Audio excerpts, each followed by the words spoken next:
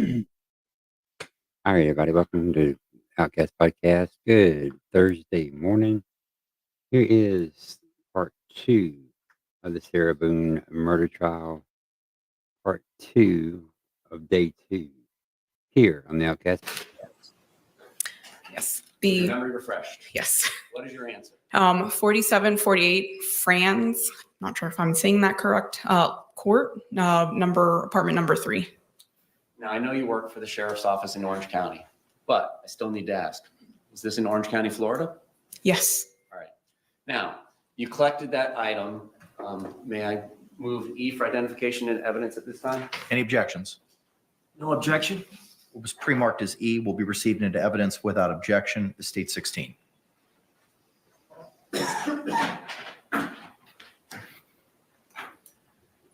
Did you do anything with that item while you were on scene? Yes. What is it that you did with that item while you were on scene? I was requested to come out. I was informed from the detectives that the user of the device gave consent for us to download her phone. So I responded out, and once I located the phone, I immediately started to extract the data from the phone. All right. So now let's talk about what tools you use to do that. I assume there's some software involved with this process. Yes. Can you tell us about your familiarity and the training that you had in regards to using that software back in the time of February 2020? Yes. One of the main tools that we use for data extraction is called Cellbrite. I did obtain, again, transitioning to our digital forensics unit, I obtained 2 certificates with Cellbrite, which is an operator certificate, knowing how to operate the hardware and the extraction software, as well as a certificate in their physical analyzer software, which is more used for the analysis part. So once we download the phone, we get a digital file, which to us is a lot of data, which humans, we can't read. So their software basically makes it more readable for us humans, which we can then generate a report in different formats for review.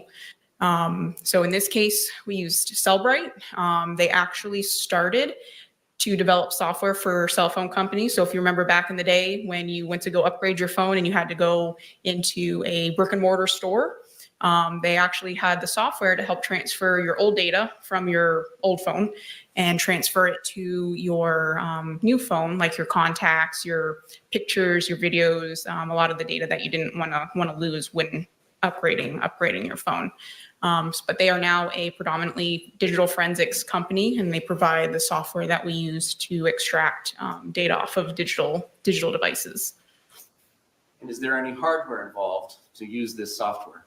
Yes. Tell us about that.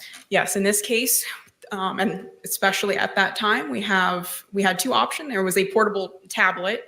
In this case, you can still use a computer, and they have sister software that mirrors the exact same software that's on the portable tablet. So in this case, I had my call-out laptop with the extraction software installed on it. And just like you would to connect your phone to, let's say, your computer to export photos or take photos off of your phone if you want to save them, we're doing essentially the exact same thing in the field where we're connecting it to our computer, and we're letting the software pull all that data or the contents off of that phone. When you were told that you had Miss Boone's password to her phone device, do you do anything to try and make sure that the data cannot be manipulated or destroyed from the outside world? Yes, it's standard protocol. Like once we receive a phone, hopefully somebody did it before it's handed to us. But again, if we're responding out to the scene or we're the only ones that are interacting with the phone, we for sure try to, if we are given a passcode, we try to confirm the passcode. And then the phone is immediately put into airplane mode, which will disconnect it from any outside network. And we also try to ensure, because not always, once you place your phone into airplane mode, it doesn't always turn off your Bluetooth and or Wi-Fi connections. So we may go in and make sure that those settings are also disabled before we extract the data. All right. Take us through this extraction process.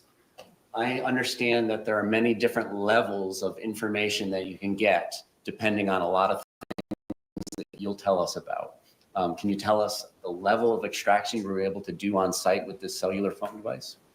Yes, for this specific phone, we were trying to minimally get the user data. Again, the stuff that you guys can see when you're looking through your phone, your calls, your messages, your pictures, your videos. And in this case, that's the level of support that the on-scene software that we're able to use is able to download from the phone, especially with having a password or passcode. All right. So I think we're all familiar with Windows. I think Mac has its own special iOS operating system as well. Can you tell us about the operating system that was on this particular cellular phone device?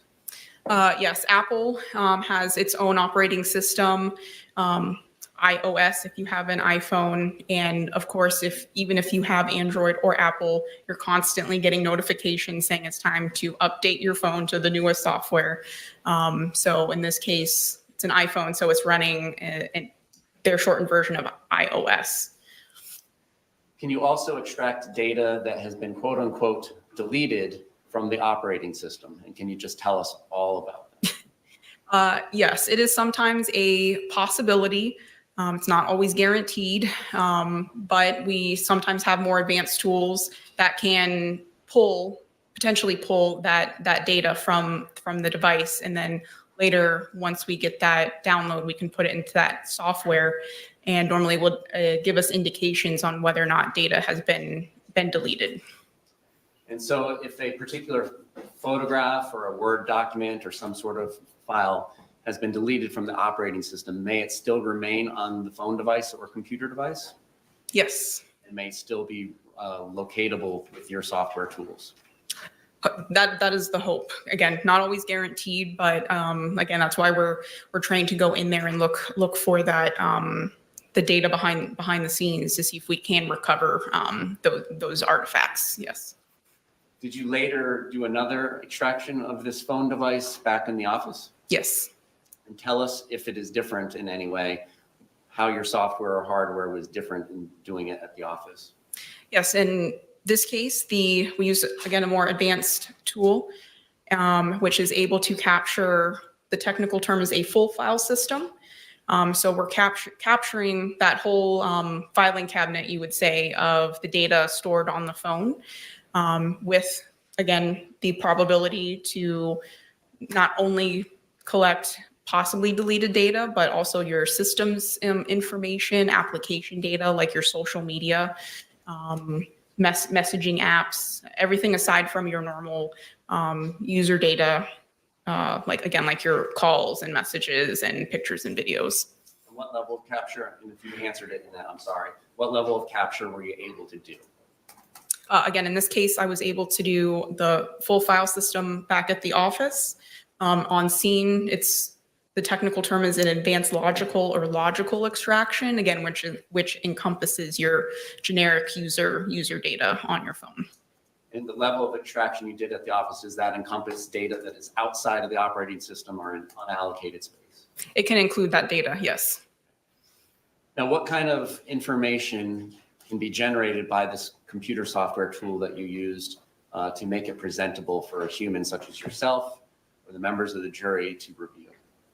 Yeah, in the software, it will place the data in data categories. So it's organized. We can, if we just want to search between messages, we can go in the messages category. If we want to look at logs, like maybe data that your phone's recording, like locations, app activity, that's also presented in its own data category. And it also has the ability to put all that data in chronological order in what they refer to as a timeline. So we can also see all that ongoing data in the timeline section. And if we need to, we can either narrow down to a small scope of time, or if it's requested, we can give all the data, all in that timeline to whoever wants to review it. And for instance, if there's an entry on the timeline that says, April 1st, 2016, photograph ABC was taken. are there separate folders that are generated by this software tool that has all the images, such as that still photograph, generated? Yes, when we export it or generate like in a PDF version of that report, all that data is categorized in a PDF, but it also exports a copy of that same data, such as images and videos in separate subfolders. So if I just wanted to go look at the pictures from the phone directly, I could just go into that subfolder and just look at all thousands of images that might be exported from the phone. And is there identifying information such as an IMEI that is generated by this software tool? And can you tell us what these things are? Yes, the IMEI is one identifier that your cell phone has to help authenticate it to your cell phone network. It also is like a serial number unique to your phone. And in this case, our software is able to read and report all those device identifiers from your phone, including an IMEI. And do you take actual photographs of the cellular phone device, like the exhibit we just put into evidence, to document it before or after you do the extraction? Yes, just like in crime scene, the cell phone digital evidence is essentially another form of evidence. So we always try to document the current state, condition, whether it's locked, unlocked. And if we, again, in this case, we were provided a passcode. So I normally like to photographically document the phone's identifiers or accounts that may be logged into the phone. Prior to trial, were you asked to look at two different exhibits to see if they represented a portion of that timeline you described that can be put into the PDF report form, as well as some of the images and videos from this extraction that you performed on the device that's in evidence? Yes. May I approach? You may.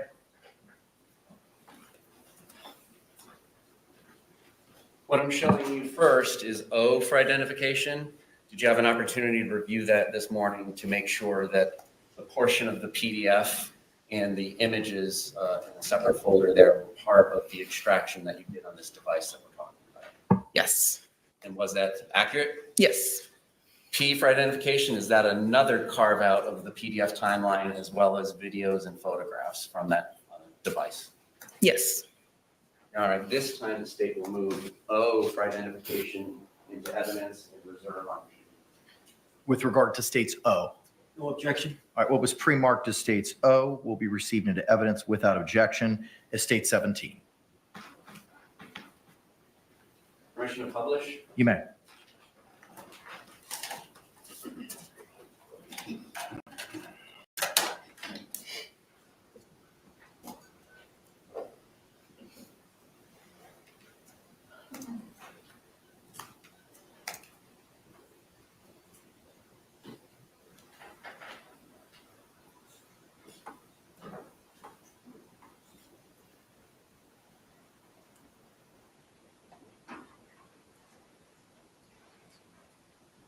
Open up the file labeled extraction.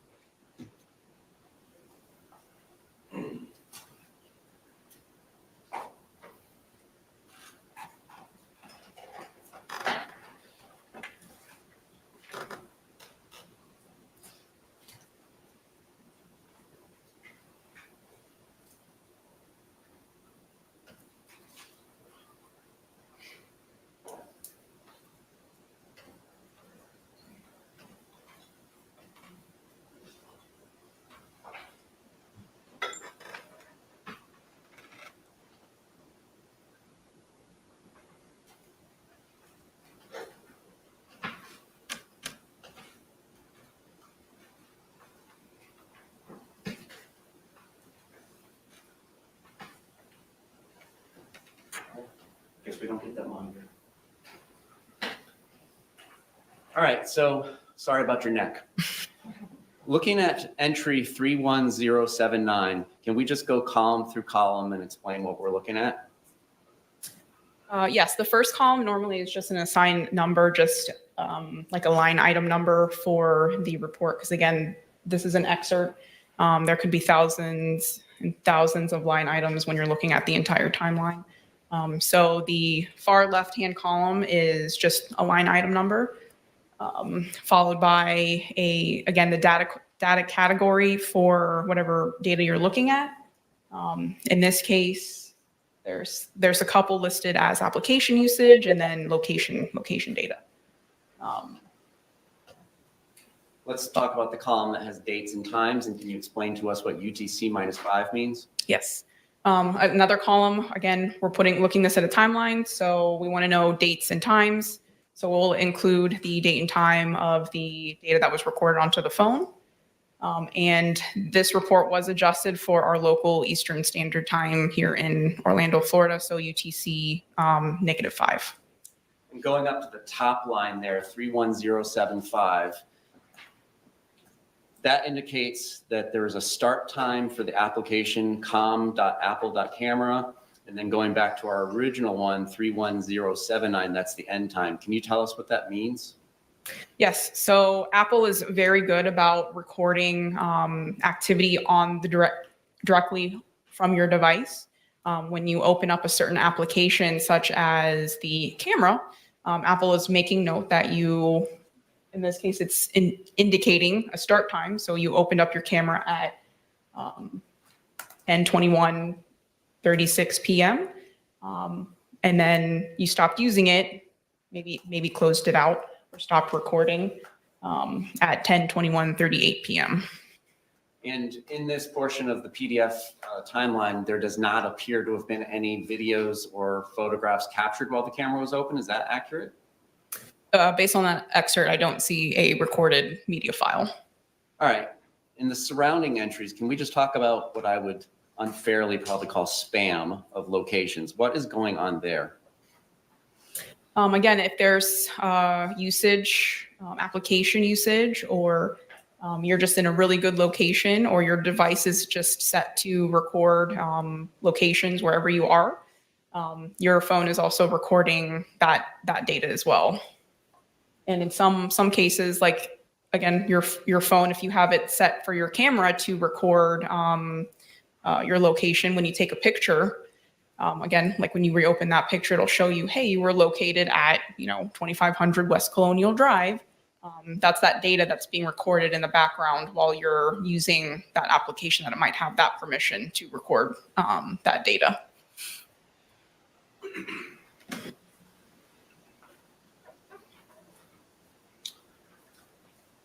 Can we just go column by column through the first entry here, 16498? What does instant messages mean?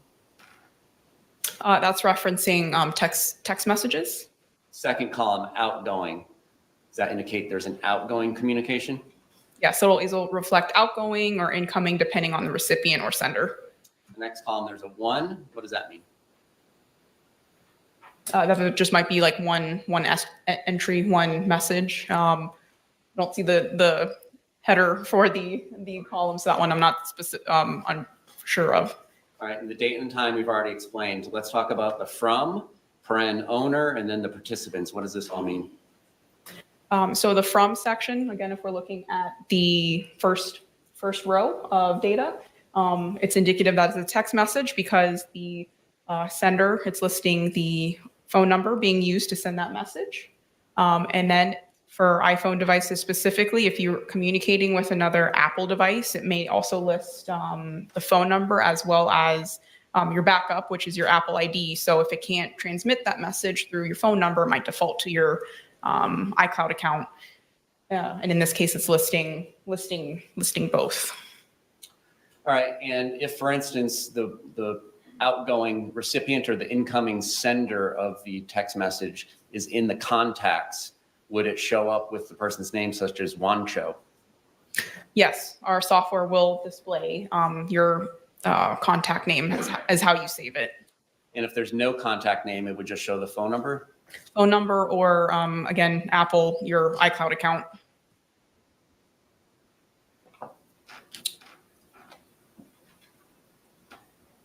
Videos, 16499, capture time, what does that indicate? So that is when the video, in this case, it looks like a video is captured on the device.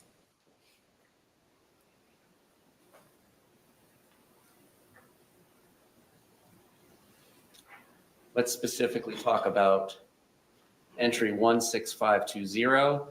Again, we've discussed that's an instant message and it's incoming rather than outgoing. So that means it came to this phone device. Yes. And over to the right of the date and time, which would have been 6:07 p.m. 30 seconds on Christmas 2019, it indicates that it's from a contact named Mo. Is that accurate? Yes. Then the contents speak for itself. Going down to 16522, an outgoing instant message at 11:31 p.m. 57 seconds on Christmas 2019. What is the content of that communication? The content of the message is hide and seek, I shall.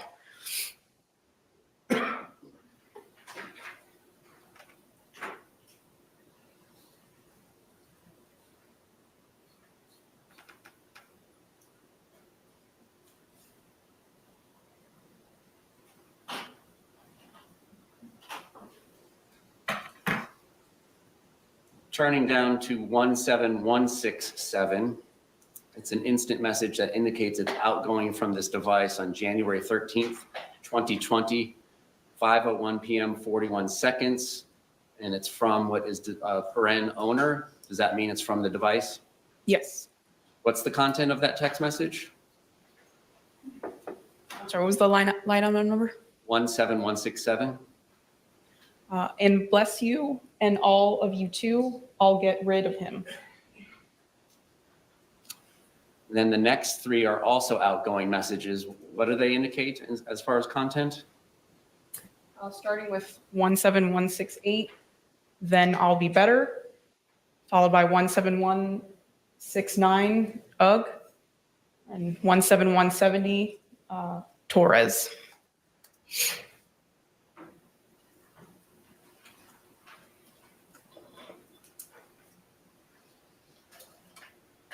Turning now to entry 31103, which is on page 49 of the 59-page PDF.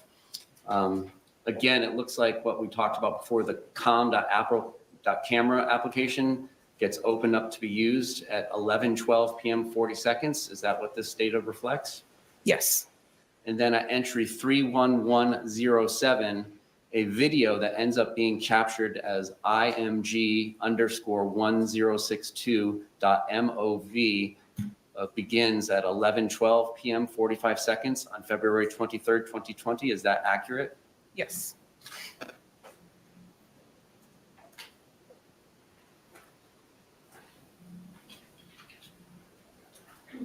And then there does not seem to be any intervening closing of the camera application before we get to 31113. In that portion, I don't see that information. And then at 11:23 p.m. 03 seconds on February 23rd, 2020, in entry 31113, a second movie is generated by this device labeled IMG_1063.MOV. Yes.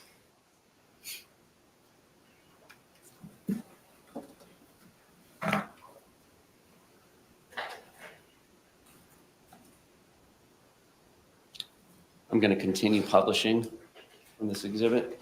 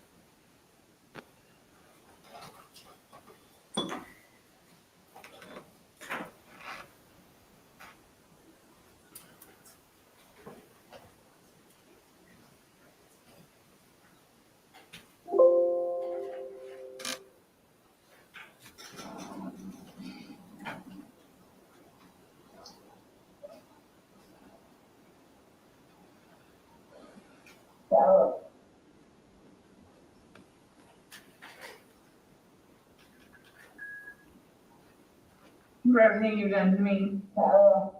For everything you've done to me. Fuck you. Sarah, Fuck you. Sarah, Stupid. Sarah, That's my name. Don't wear it on. Sarah, I can't fucking breathe, babe. Seriously, Yeah, that's when you do when you choke me. Sarah. Sarah.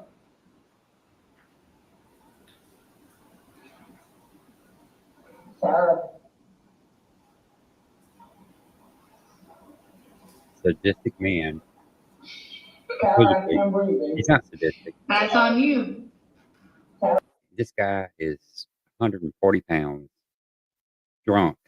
She puts him in a suitcase and zips him up. And then she's going to say it's battered wife syndrome, but she records this. Really? I can't breathe. It's on you. Sarah,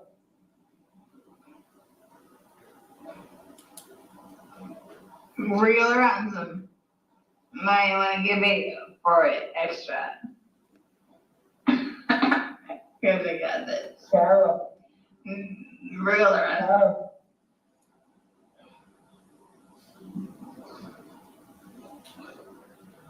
Sarah. Sarah, I can't breathe, babe. Oh, that's what I feel like when you jingle me. Sarah, I Fuck can't you. fucking breathe, Sarah. Yeah. You should probably shut the fuck up. Sarah, For the record, that was img_1062.mov, now publishing 1063, same respective file name.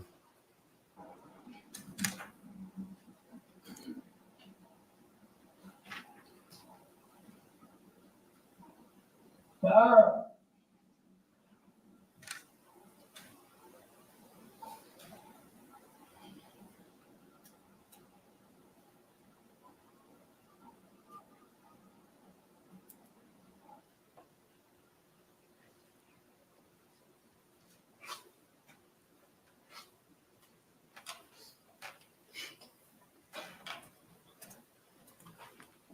No other questions of this witness? Any cross-examination?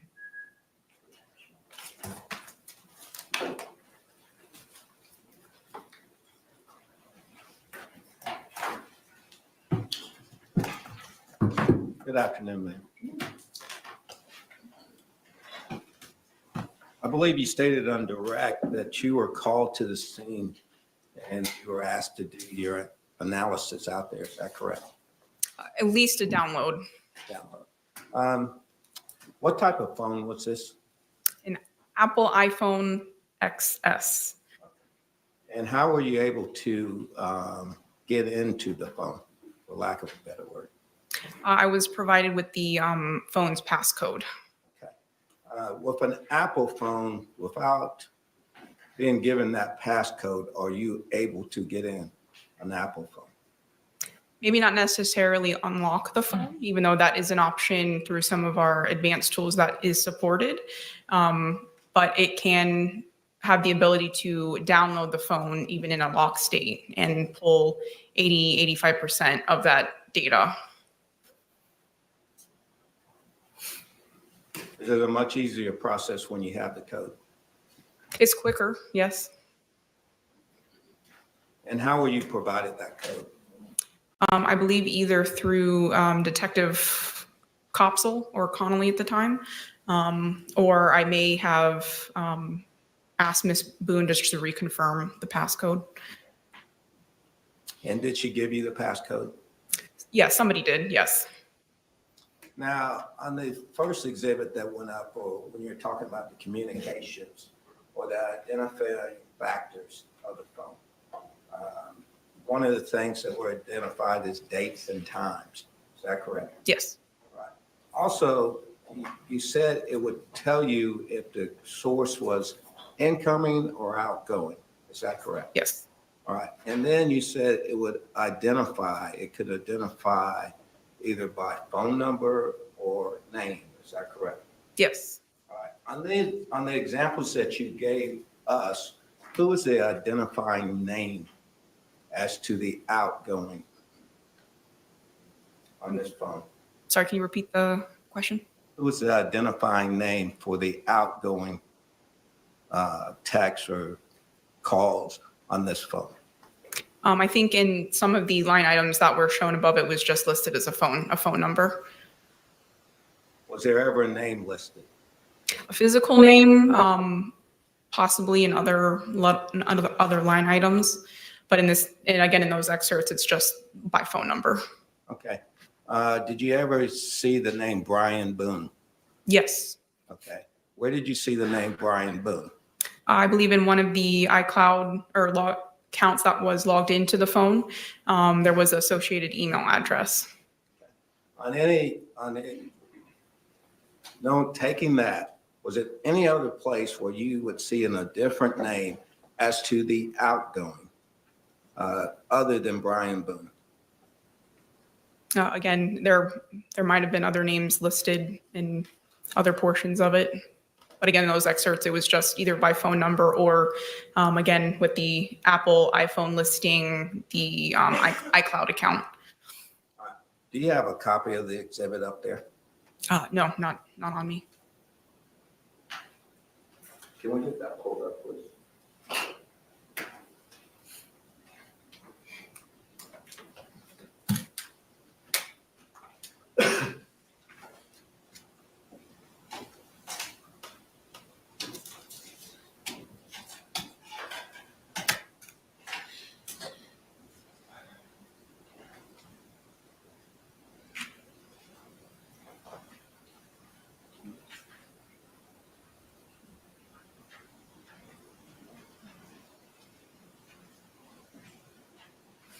Are you able to see that? And no, this monitor is not working. May we approach? Yes.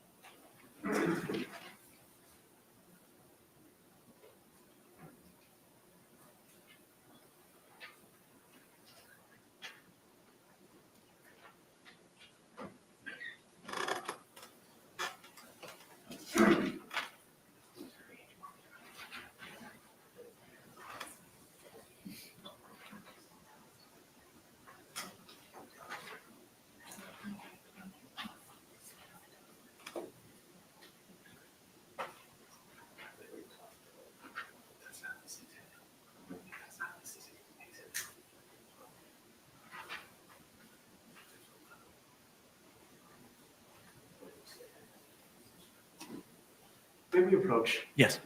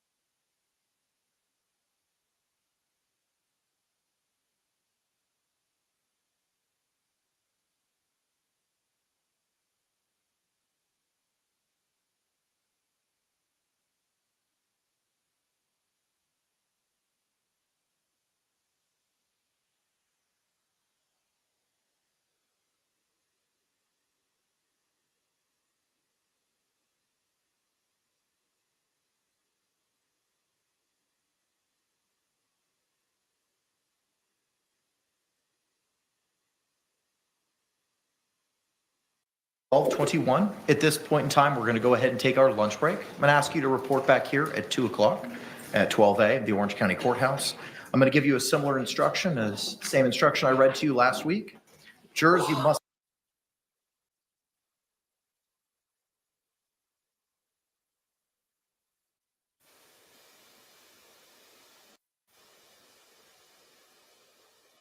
Rodriguez.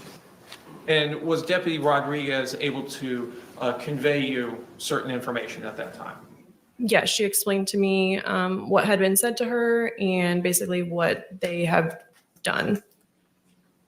And this location that you responded to, was the defendant present there at that time as well? Yes, she was. She was outside. And did you make contact with her? Yes, I did. During that time that you were initially there at the scene, did you walk the scene with the crime scene investigator in this case? Yes, I did. And when you walk the scene, just tell us some of your observations. So when you first enter, immediately on the right, there's like a kitchen. And then if you continue down like a very small, short hallway, it opens up to the living room / dining room area. And so when I entered, I could see the victim, George Torres, laying on the ground next to a blue suitcase. Did you work with the crime scene investigator to identify potential pieces of evidence for collection? Yes, I did. Did you also have an opportunity to speak with the defendant in this case at that time? Yes, I did.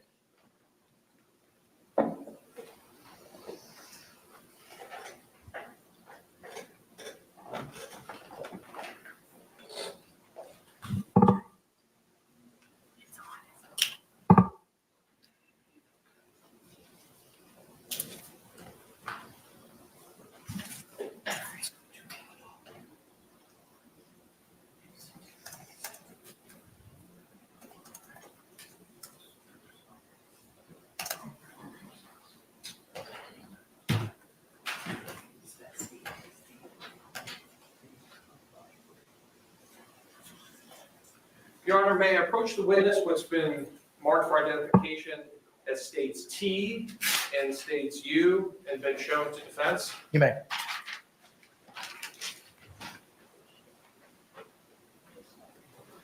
Ma'am, I'm showing you what's been marked for identification first as states T. Can you tell me, do you recognize what that item is? Yes, I do. Tell us, what is that item? This is the first part of the interview that I conducted with Sarah Boone on the scene. And did you have an opportunity to review that disc prior to coming to court today? Yes, I did. And does that disc fairly and accurately represent the conversation that took place between you and the defendant on February 24th, 2020? Yes, the first part. And is that your initials on the disc as well? Yes, sir.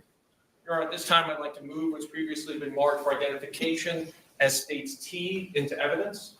Any No objection? All right, what was pre-marked as states T will be received without objection as States Exhibit 18. Other than, I may have made a previous objection, other than pretrial issues. Yes, sir.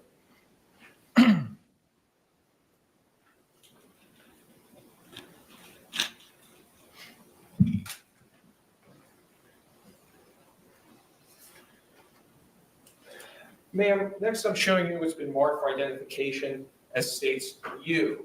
Do you recognize what that is? Yes, I do. And tell us, what is that? This is the second part of the interview with Sarah Boone on the scene. On February 24th, 2020, Correct. and you had an opportunity to review that disc prior to coming to court today? Yes, I did. And does that disc fairly and accurately represent the second part of that interview that you conducted with Sarah Boone? Yes, sir. And is that your initials on the disc as well? Yes, sir. All right, this time I'd like to move what's previously been marked for identification as states U into evidence.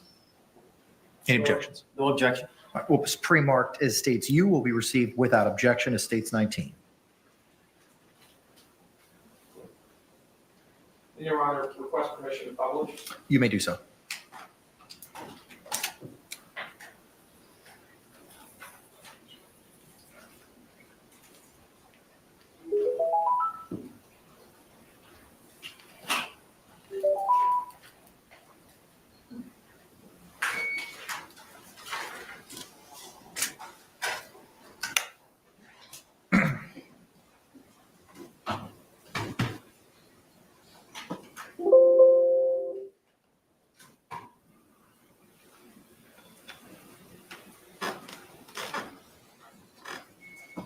Today's date is February 24th, 2020. The time now is approximately 16:57 hours. This is in reference to Orange County case number 20-017904.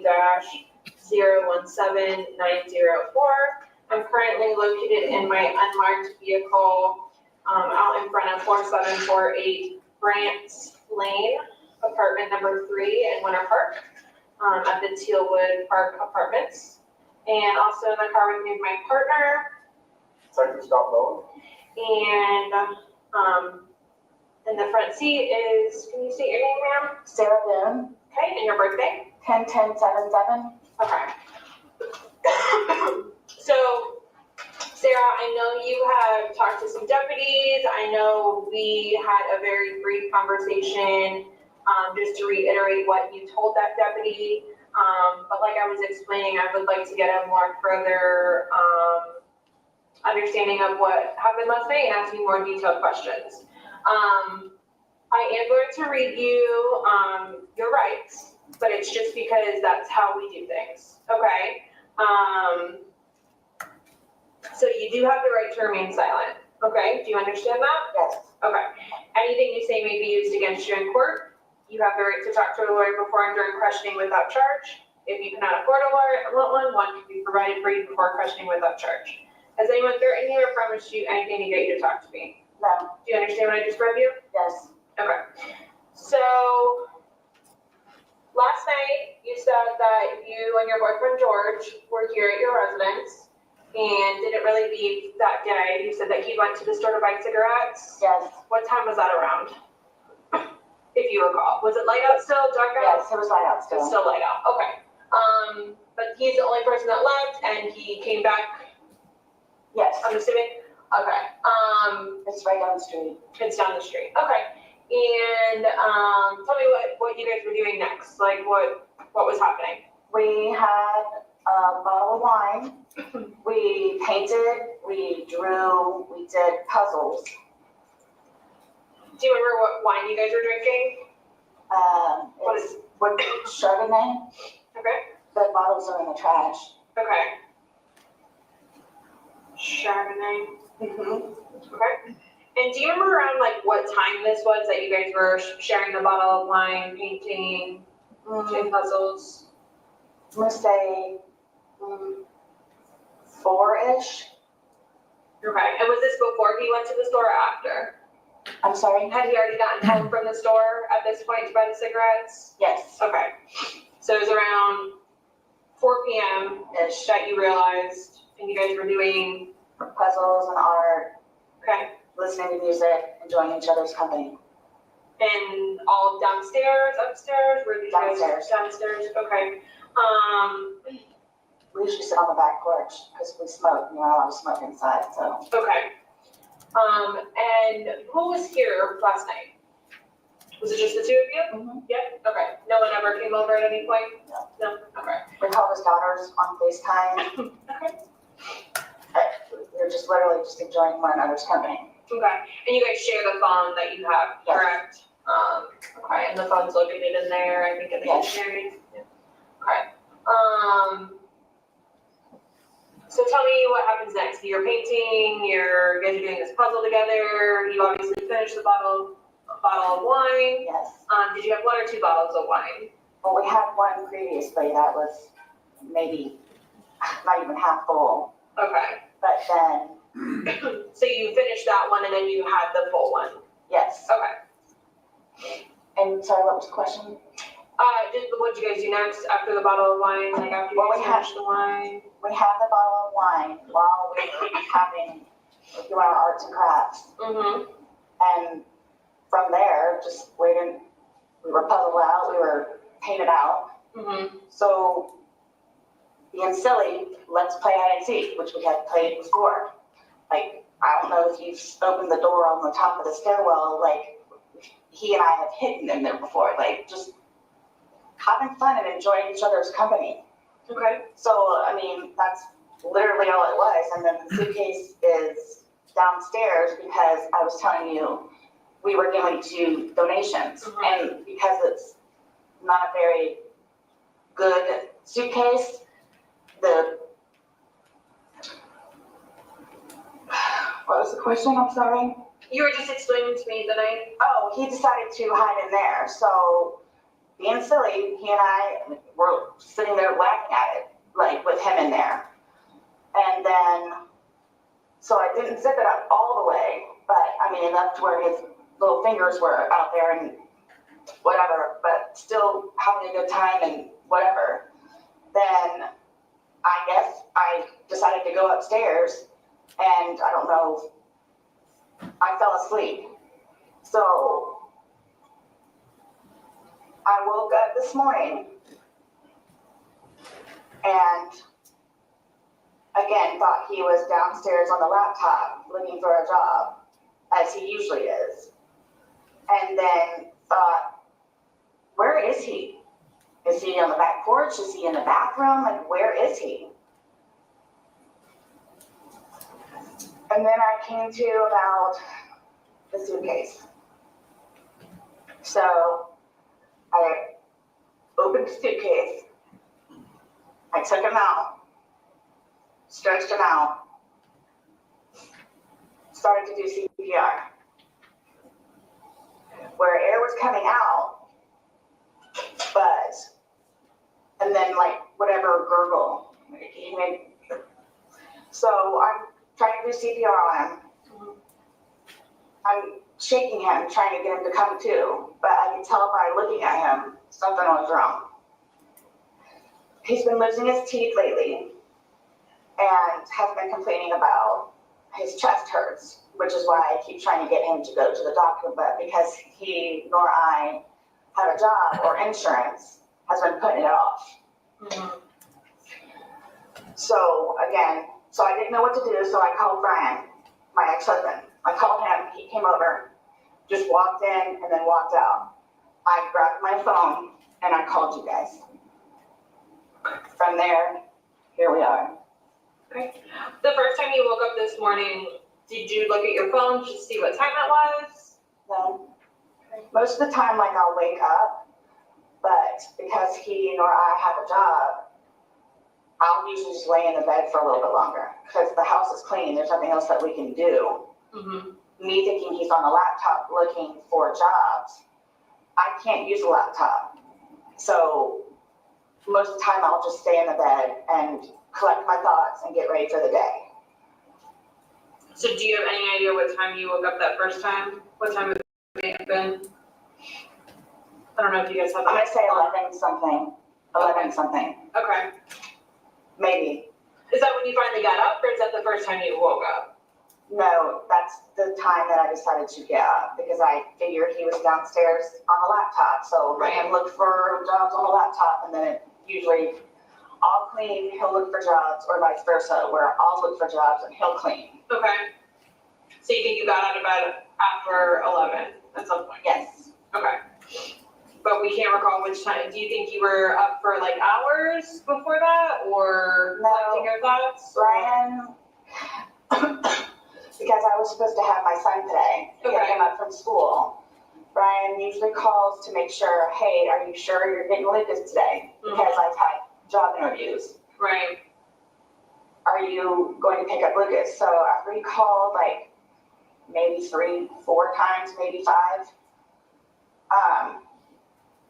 I finally answered, and that's like. Do you think you were sleeping and missed those calls? No, I ignored them. You ignored them? Because he's notorious for blowing up my phone. Okay. But I understand why, because he's making sure that Lucas gets home. Right, yeah, okay. And to do whatever he needs to do day-wise so he can schedule around it. Were you upstairs in your room at that time when you were ignoring those phone calls? Yes. Yeah, okay. Okay, so we're not really sure what time you woke up. initially, but you were upstairs collecting your thoughts. You figured he was on the laptop downstairs, so you were just getting ready for your day. Yes, You finally got out of bed at sometime after 11 a.m. and had gone downstairs. yes, Okay. looking for him. And was, Couldn't find him. Looked outside. Couldn't find him anywhere. And then wasn't you in the got, bathroom, I figured maybe he's in the bathroom. But then I came to. And there's then the you- suitcase. and then you called Brian. Yes, he Told came him to come over. over. Yes, he came over. Runs down the road, right? Not very far. He came over, walked in, basically walked out. You called 911. Yes, I had my phone in my hand. I just wanted to wait for him to get there because I didn't know what to do. Great. Okay. And then we arrived. Like,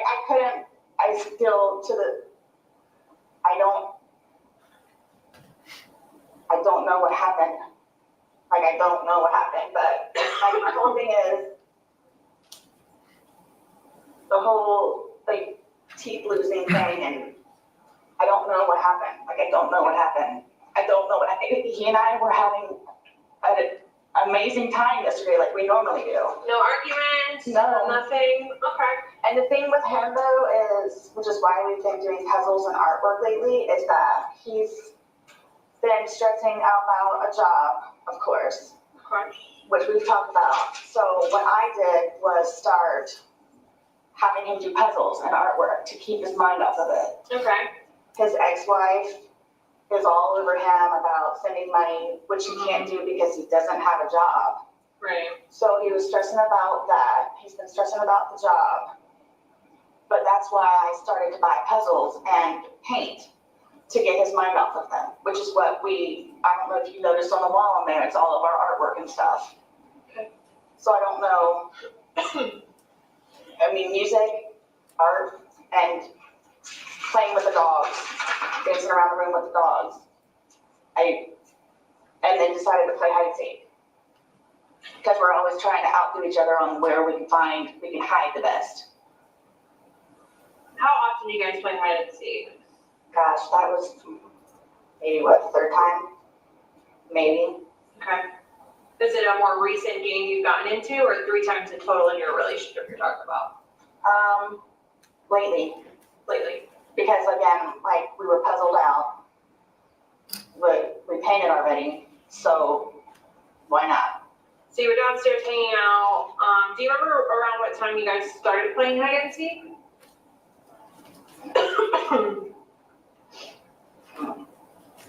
Honestly, I don't. Do you remember if it was dark out? It was dark. Okay. It was dark. But my thing is like when I spend time with him and I tried to get him to start doing it, I don't look at the clock. Okay. I'm here with him and we're having a good time. I don't need to know what time it is. Right. I didn't know if you were like on your phone, if you got a text message, if you got a phone call last night. We called his daughters yesterday, FaceTime. Right. What time was that at? I don't know without looking at my phone. Okay. But I ended up, Would that be the only activity that you had yesterday on your phone? I called Lucas. I talked to Lucas, he's my son. Okay. I always call him.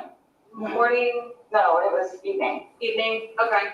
but I'm just trying to help you, like, remember something you did right before hide and seek that would help you remember a time or give us a good time frame. Because that's important for, us to know. I want to be able to tell the doctors I that. don't know, to be honest with you. Okay. So when you called Lucas, was it before or after hide and seek?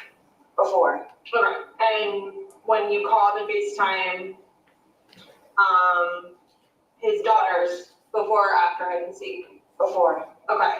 And did you call the daughters first and then Lucas, or Lucas first and then the daughters?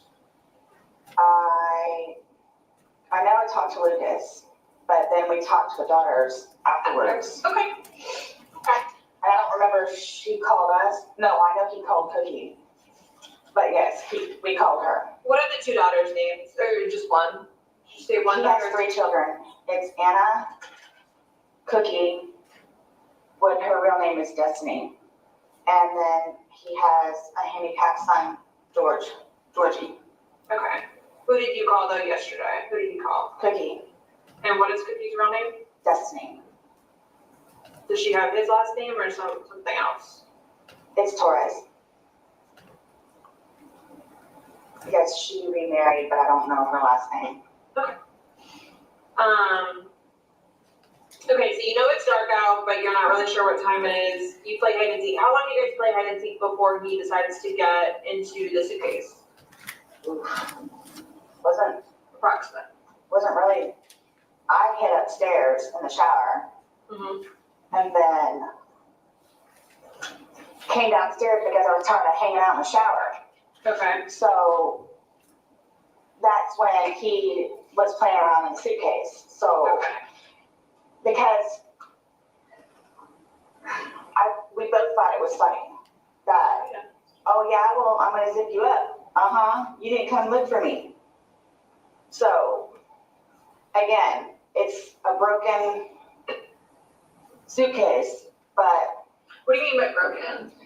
it's only got one of these. But because I didn't zip it up all the way, he was doing the You mean it doesn't have like the pull part? correct. Okay, but it No, I think it's got a, what do you call it? A paper clip. okay. So the zipper to it is missing, like the actual zipper that attaches to it to help you open and close is missing, but you think a paper clip was on it instead? There is a paper, I believe there's a paper clip on it, because I know that the last That's time. what you use to like help assist you? Well, or you can just stick your fingers in there and Right, yeah. unzip it yourself, which is why I did not zip it up all the way. Okay. So how much did you zip it up? I mean, I don't really know. You said his fingers were able to stick out? Yeah, two fingers. Okay. Yeah, so I'm figuring he'll get it. But then I wanted to go upstairs and waited for him, and eventually I guess I fell asleep. I had the dogs in the bed with me, was warm, and then fell asleep.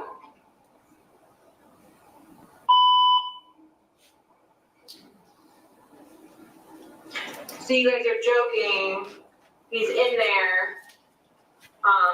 You said you could see two of his fingers? Yes, And then, like, you just decided, okay, I'm gonna go upstairs now, or? because I figured he would get out and then go upstairs and have intimate relations like we normally do, Mhm. but I fell asleep. And Okay, he never came upstairs. So again, I'm thinking he's downstairs on the laptop earlier today and then remembered. okay. So is this something that do you guys play hide and seek before you have sexual intercourse? Or do you guys just play hide and seek because you're bored and you're just trying to pass time? We were, again, puzzled out, can't paint anymore. Even started to curve some of the art that's on the wall now, so.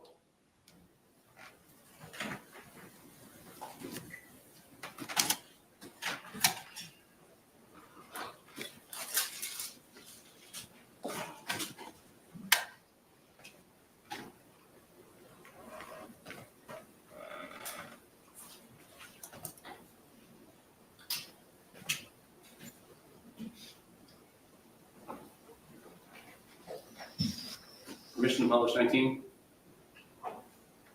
You may.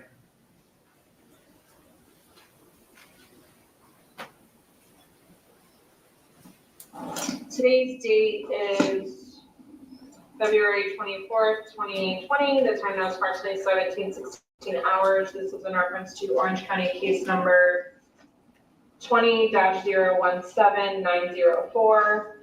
My first reporting on a separate digital recorder, the memory became full and we could no longer record.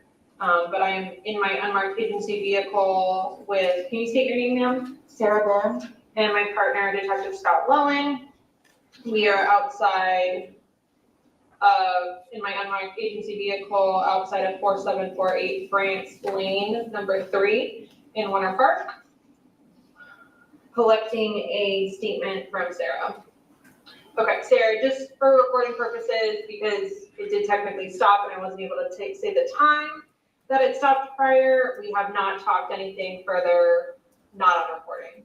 Correct. Okay, and you do understand that you don't have to speak with me if you don't want to, correct? Yes. Okay, perfect. All right. So I think I asked you, my last question was, and I'm not sure if you may have answered or not, but my last question was, you guys were just playing to have fun and it wasn't like something you do right before like sex thing? No. Or it's just It's because just you were, being silly. okay. But you do say that you are intimate. Are you guys intimate every single night? No, not every single night. Okay. But I mean, Did you think it was gonna happen last night? Yes. Did you guys talk about it, or you just No. assumed like, oh, we're probably gonna have sex tonight? yes. Okay, Which is normally after we do the puzzles and artwork and everything, yes. okay, We were just having a good time, okay. just enjoying each other's company, And so, dancing with the dogs. mhm. At any point, when he was in the suitcase, did you hear him say, please let me out? No, Was he? we were laughing about it. Yeah, okay. Did you make any jokes about it? Oh, you're in the suitcase, but I know you had said that you were left upstairs and he didn't basically come find you. Did you make any jokes about, oh, okay, well, No. now you're in the suitcase? No. Okay. But I'm assuming the game was over, like you guys weren't gonna continue to play hide and seek anymore? Like you went upstairs and went into the room? Right. You know, how is grown people playing hide and seek?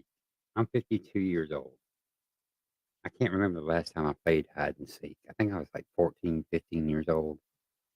I just don't understand this. Maybe it's just me. Waiting for him.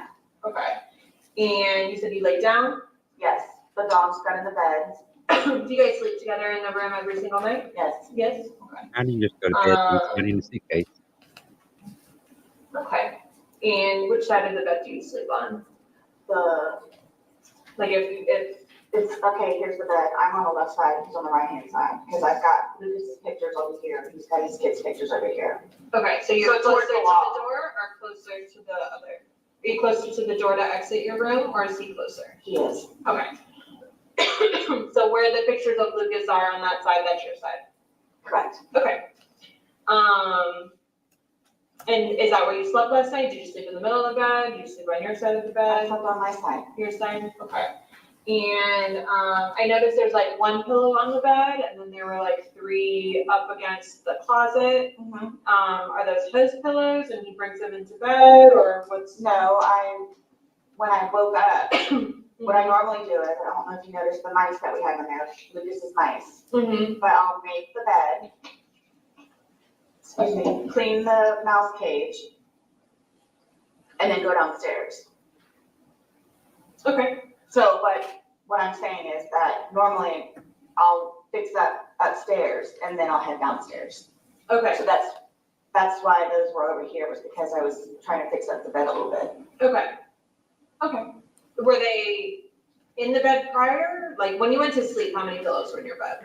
We only have the 2. You had 2. Okay. Well, it's the 2 white ones and the king size ones. When we watch movies, Mm-hmm. we'll put behind the white one and then the bird pillow just goes in between everybody else. Okay. Do you use one pillow to sleep or you each have one, right? Is that what you just said? Yes. Yeah. Okay. Sorry. Okay. Okay, so you just basically didn't finish making the bed, is my understanding. That's why the pillows are up against there's like 3 Correct. pillows up against the closet. Yes. They're like standing. Yes. Yes. Okay. Because I'll move all the pillows off and then I'll shake out the bed and then put everything back together. Okay. Okay, and, did he say anything to you while he was Go over in there and play with your the toys. suitcase? I know you guys were laughing, joking, but was any jokes made? Was anything said? No, nothing negative or anything like, I'm telling you. Just like, anything that he said, like, we were laughing about it. mhm. I mean, and I waited for him upstairs. Did you tell him you were going upstairs or? No, I did not. I literally went upstairs to wait for him. Was the line, was it all gone at this point while you guys were playing hide and seek? I think so. Okay. Is it, at that point, I mean, I don't know how often you drink, but would you say that you were under the influence and he was under the influence, or Well, I mean, we weren't drunk. weren't drunk?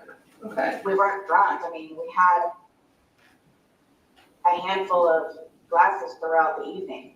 Mm-hmm. So, I mean, we weren't like inebriated where you couldn't drive. You could still, I mean, we were compass mentis. That's what I'll say. Both of us were compass mentis. Okay. You're gonna have to explain that one to me. Yeah, I don't know what that word means. I mean, we had our wits about ourselves. Okay. That's why he and I were That's playing. the thing though, this isn't a trick question, you're at your home, you're consenting adults. If you're drinking, say you were drunk, there's no one against it. Right. Nobody's judging you, you're at home. Neither one of us were drunk. Okay. We were just, I'm just trying At to the let you giddy know, stage. okay. that's what it was. Listening to music again, dancing with the dogs. Okay. Well, luckily his blood alcohol level will show us at the autopsy as well too. So, you know, we have that as well. Okay, so, There was no ill will between the two of us last night. yeah. None. When's the last time you guys have gotten into an argument? Maybe last week. Okay. Over just normal relationship stuff, or? It's a little bit of everything because he and I both stressing about jobs. Right. It's been extremely depressing for him where he worked up here at it used to be an Ace Hardware, but Ace dropped them as a franchise because of how bad the store is going down. And he thoroughly enjoyed his job and everybody he worked with.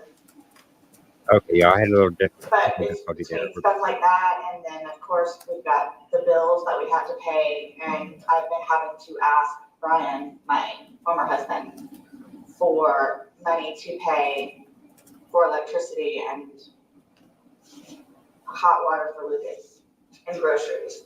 Okay.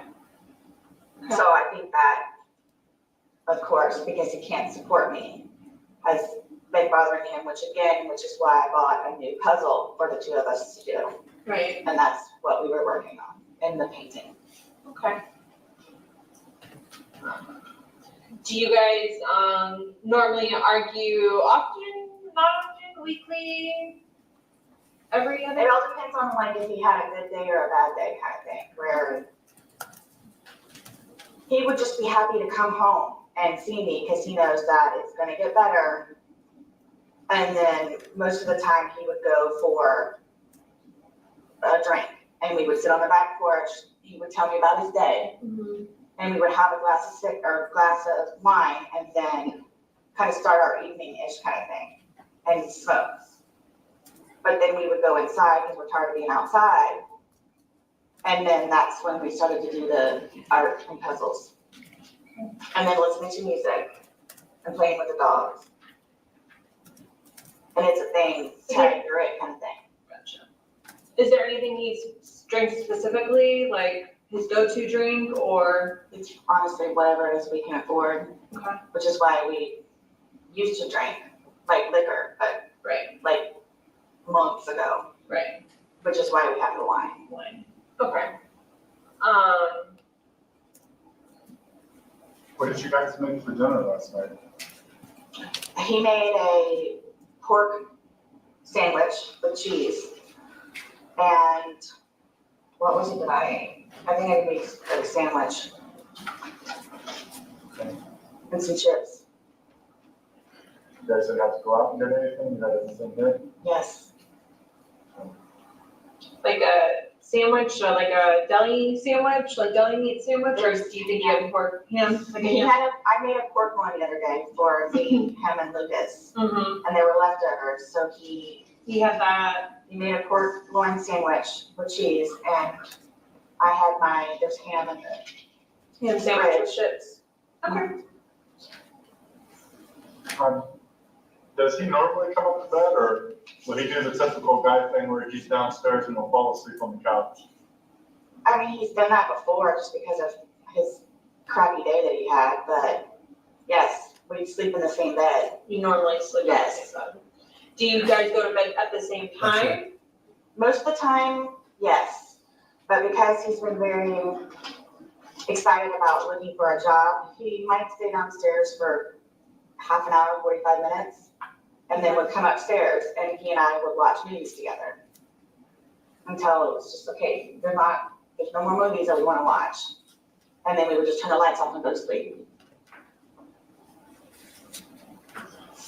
Last night, when you said you went upstairs, do you have like a ritual that you do prior to going to bed? Like, do you brush your teeth, wash your face, put on TV? Is there any like normal things that you do? Me and myself? No. I'll go upstairs, maybe like rinse my mouth out with Listerine. Okay.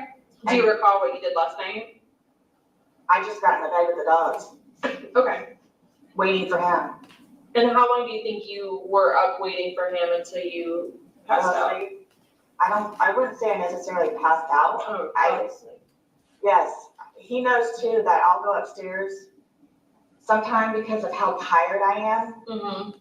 which is why he'll just give me my space a little bit. Maybe I'll watch a show and then he'll come upstairs. So, I mean, not out of the ordinary. No, I know, but last night, how long do you think it was prior to you falling asleep? Oh.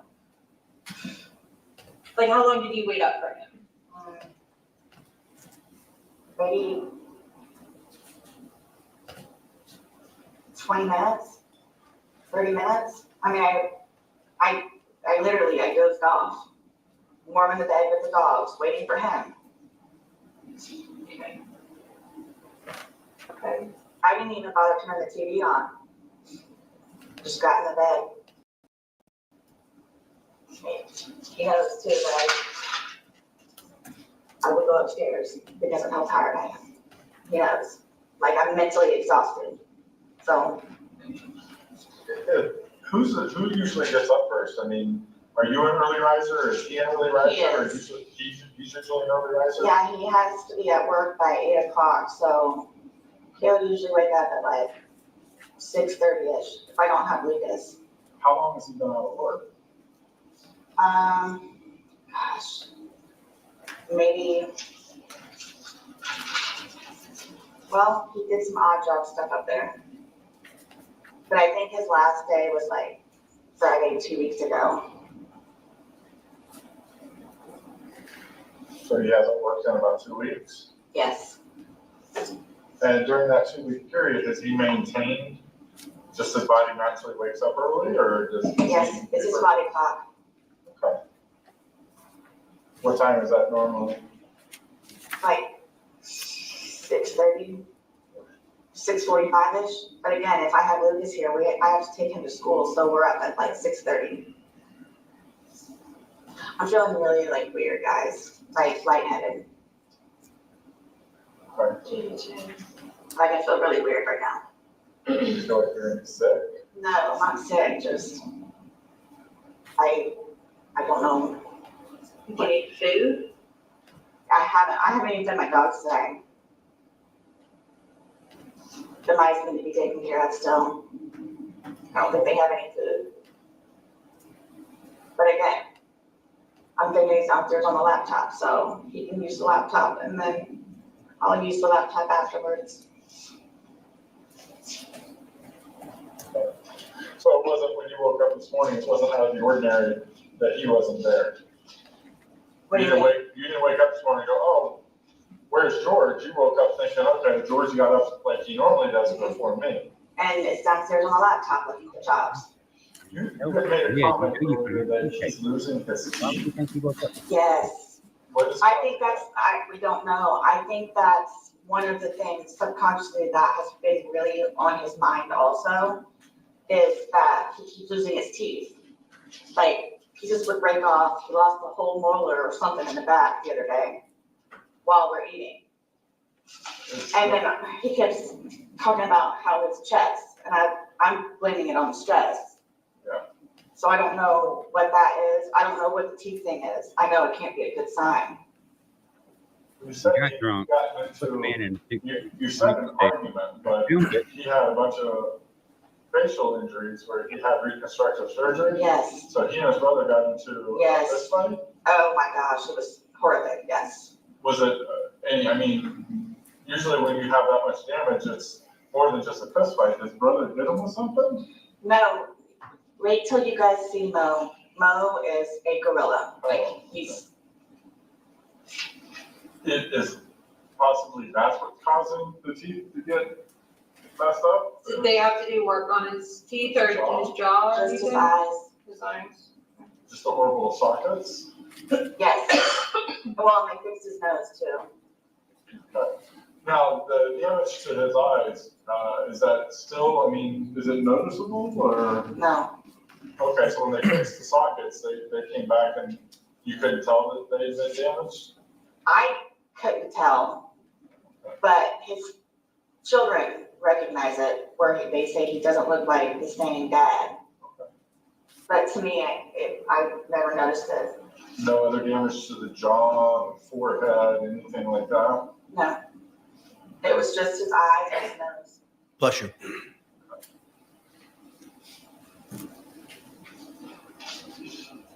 You said he's been complaining of chest pains?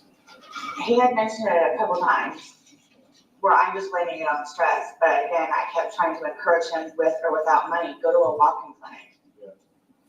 You'll eventually get a bill.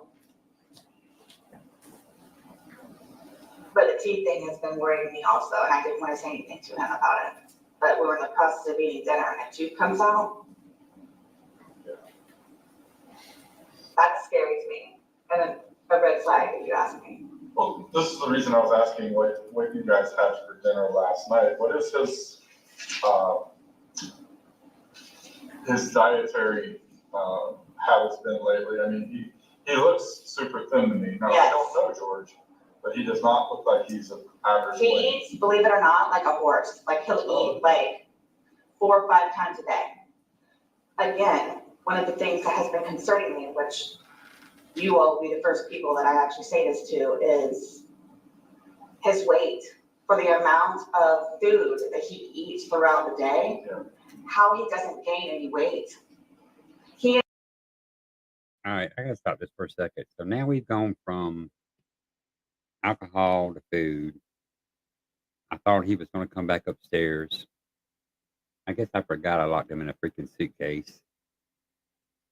I forgot we drunk, bottle and a half of wine. I forgot we were drunk.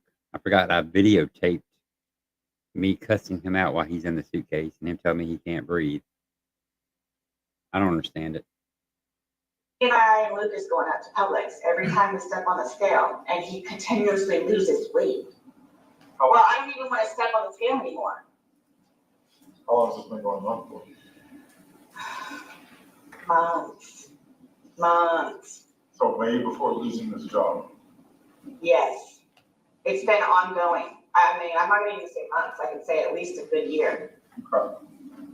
And he eats like a horse. And you said you don't know of any drug history? Since I've been with him and known him, he's never done drugs. But I know him growing up in Philadelphia, he had a bad stint with marijuana and alcohol. If and when you talk to his children and or his ex-wife, she will tell you. His family will tell you. But since he's been with me, no, I have not. He's never done drugs, Alan. Okay.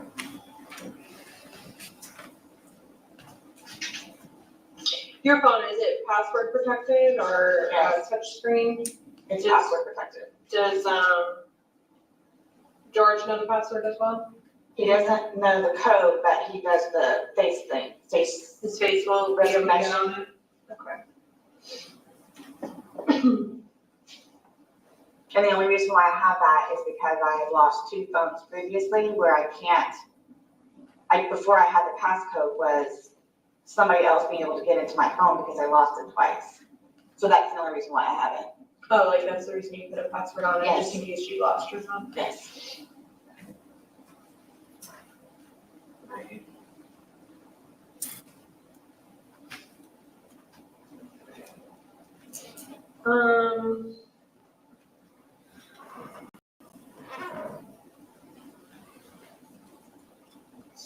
Okay, so do you recall what time you went to bed?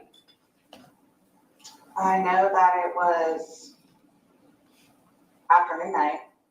Okay. How do you know that? Like, what makes you remember that? You guys ever notice that one of the big things that they like to do is they like to play their interviews that they give the police department either on the scene or at the station to try to impeach them in the trial. And this, I don't know why she's saying what she's saying, but let's see what happens from here. Because I walked up the stairwell and we have a clock that's on top. Like, you see it as you're walking up the stairwell? Yes. You have to turn the corner and it's right here. Okay. And you don't remember when you went in the shower, around what time it was, looking at that same clock? I didn't shower. I mean, I showered earlier in the day. No, when you said you hid in the shower when you were playing hide and seek. Yes. Did you happen to look at that clock then and see what time it was? No, I just happened to look up on my way. Going to bed? Or going into the room? Yes. Okay, so it was after midnight. You think it was before 1 a.m. then? Was it between midnight and 1, or? To be honest with you, I don't know. I mean, if I had to say, it was like 12:30-ish. Okay.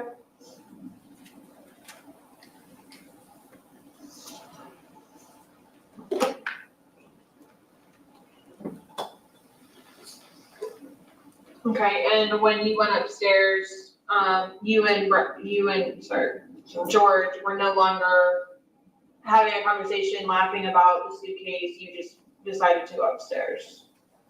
No, we were laughing about it. Okay, so you continued to joke about it as you were going upstairs, Yeah, thinking he'll just get himself out, and then. Yes, that's why I didn't close it all the way. That's why I didn't close it all the way. I'm like, he'll be up here in a minute now. But then I guess I dozed off. Okay. And again, I'm thinking he's downstairs on the laptop this morning.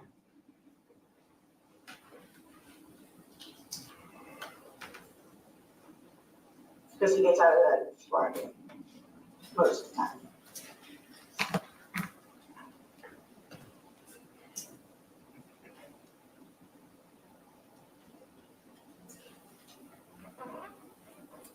When you put him in or when he got into the suitcase, Yes. correct? So the suitcase now,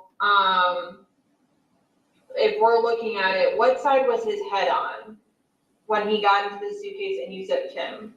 Was his head like on the, if we're looking If at it? it's like this, Uh-huh. his head was here. The hole was here. So his head was closer to where, Yes, like, when you close it, his head was closer to where it's closed. no, that's where his head's here. This is him doing the finger thing over here. Right, so his head is closer to where you can close it. So when you close it, his head is on that side. Or his head is on the opposite side of where you close it. Because there's obviously an open, there's when the suitcase is open, and then when it's shut. And it's obviously, the zipper's on opposite sides. So if you do this, yes, Mhm. his head was here, where the zip part was. Okay. Okay. But again, that's why I didn't serve it up all the way.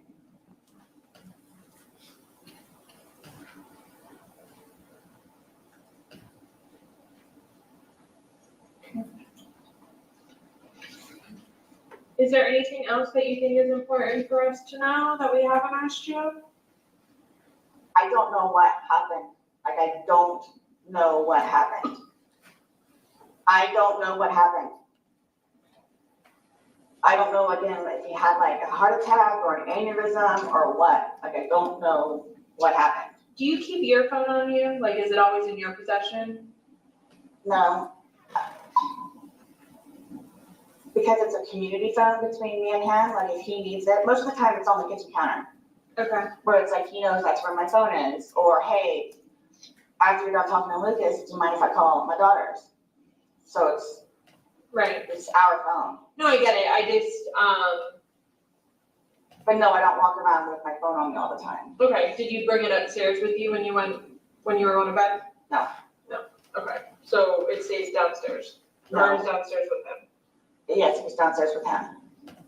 Because that's how I heard my phone ringing and I knew it was Brian because he called over and over and over and over again, which is what he does.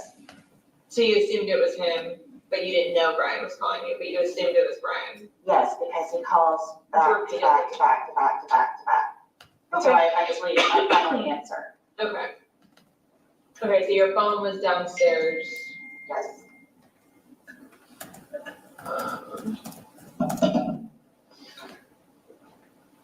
Okay.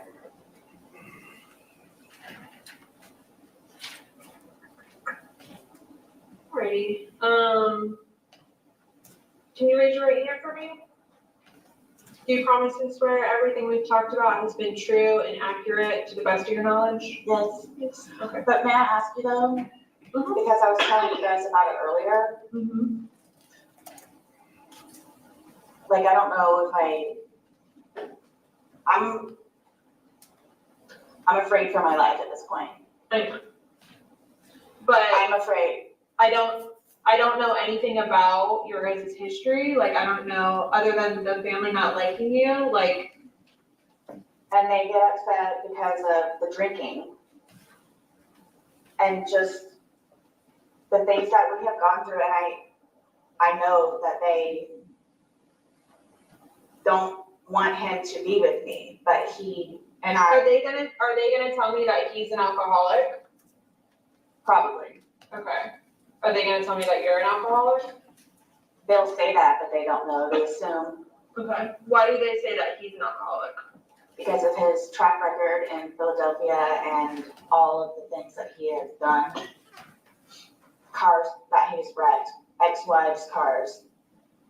He's been divorced twice. And he has, yes, they'll say that. Okay. They'll say that, but they don't know, they just assume. Okay. Well, people have their opinions, okay? You can't not, there's nothing you can do about someone having an opinion and saying something like that. As far as what's going on here, I've told you, prior, we don't know what happened. So I understand you feel like they're gonna not accept,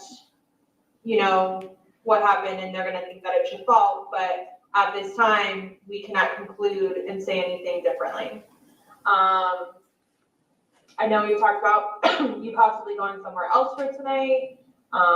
You have to do what you have to do to keep yourself safe, but at this point in time, no one has made a threat to you. No one has done anything. I just haven't said anything to him yet. Right, but we will obviously talk to them, and of course, we're gonna instruct them that this is an ongoing investigation. I have my son. Well, your son's with Brian and is gonna stay with Brian. So we're gonna cross that bridge when we get to it. I know you're fearful of it now, but nothing has happened to where you're in fear based off past history and what they think of you and how They threaten me all the time. do you have proof or is it all verbal? Like, would it be in your phone? No, it's verbal. Okay. It's verbal. So it's he said versus she said, or she said versus she said. Yeah, they've been really nasty to me. Really nasty to me.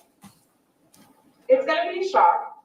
It's gonna be, everyone handles things differently. We're not gonna leave there with them hooting and hollering. She's going to and class. being upset. And then they're gonna all come over here.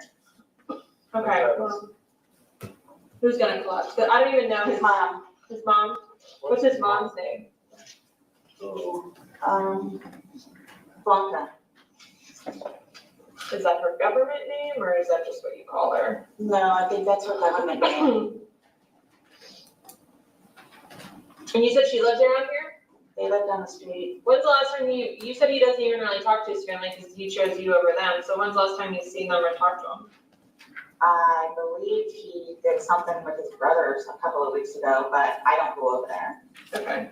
Like, So if he goes over there, you do not go? no, But he did something with his brothers I'm guessing so. I know that they come up to his job all the time. when he was working there? Yes. Okay. So So, they don't come, I mean, they have come over here and have just been completely disrespectful. Okay. And again, he ended up having to tell them, don't come over here if you're gonna act like that and treat Sarah like that. Do you know their address? I have it inside, I know it's Valhalla Boulevard, but if you go down, what is this out here? Goldenrod, mhm. there's a Twisty Tree ice cream place on the right-hand side, and you turn down that road. And then you make a left, and then you'll see Valhalla, and you make a right, and their house is white, and it's fenced in, and it's got a whole bunch of garden flowers. I'm gonna end my recording, is that okay? Okay. One quick question, just out of curiosity. I'm noticing your front door, it has a bunch of dents in it. What is that from? When we moved in, they were already there. 'Cause I don't see any other doors with dents like that. Whoever it was that lived here previously, I know it was a girl, but Blame it that on was the here when we previous moved in. tenant, not the violence you have towards the This ends the recording 17:47. what it is.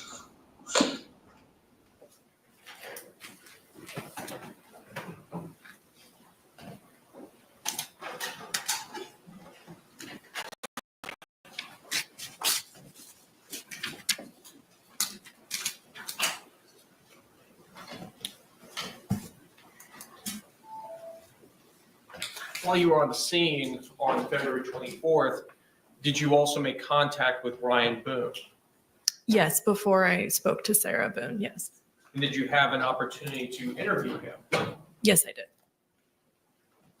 While on scene, did you also begin the process of examining the defendant's cell phone? I did not examine it myself, but we have a waivers and affidavits form that has a consent portion on it. And so I did start doing the paperwork for that. You obtained consent from the defendant in this case? Yes, on scene to search through her cell phone. And what time did you become aware of the videos on your cell phone? So a digital forensic investigator responded out to the scene, and she responded out a little after 7 p.m. And I would assume she probably started doing, whatever she needed to do. And then a short time later, she came over and got my attention and expressed to me that I needed to look at something in her phone. And these were the Suitcase videos, correct? Yeah, they were two separate videos from the night prior. When you observed these videos, what actions did you take? When I observed the videos, I directed the digital investigator to stop processing and downloading her phone any further, and that I was going to write a search warrant for her cell phone. Did you obtain that search warrant for her cell phone? Yes, it was signed by a judge the next day. And she was obviously able to finish the digital analysis, correct? Yeah, she was able to get like the full download as well. She had already gotten the videos downloaded the night prior, but she was able to do whatever she does to get the full download. In the course of your interview with the defendant, you were relayed information that I guess she had gone to Publix the previous day. Is that correct? In the interview? Yes. Yeah. Yes. Well, I'm sorry. In the interview that we just listened to about going to Publix? In the course of speaking with her, did you learn that she had gone to Publix? Yes. I was under the impression that George had gone to Publix. Did you follow up with that Publix for surveillance video in this case? Yes. I went to the Publix to gather surveillance video. And were you able to find that video of them at Publix the previous day? Yes. Your Honor, request permission to publish States 2. You may.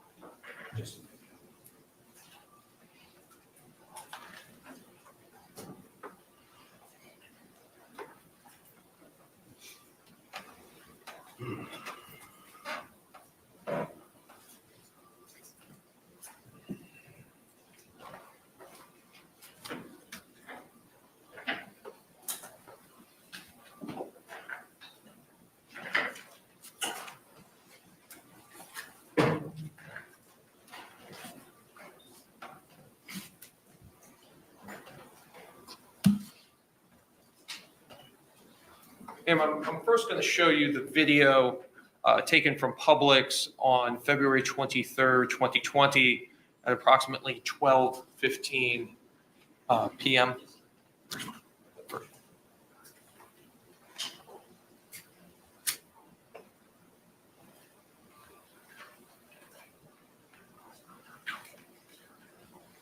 Ma'am, using the laser pointer, could you please identify the victim and the defendant on this video?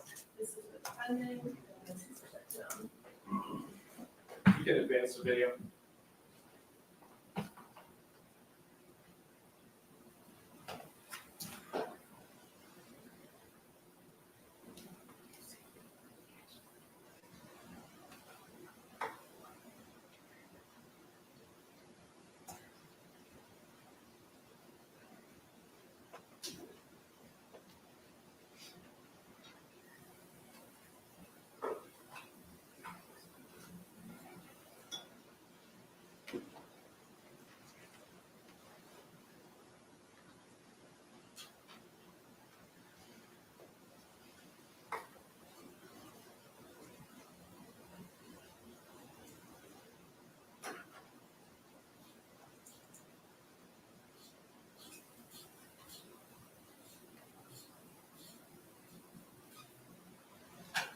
Do you see the bottle of wine that was purchased in this video? Yes, it's right here.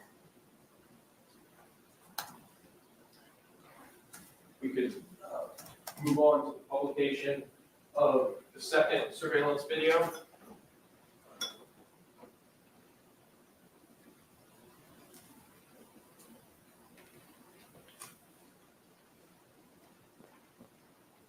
Can you identify Mr. Torres for us in this video?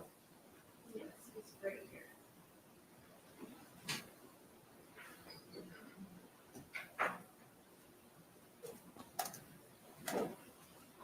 here.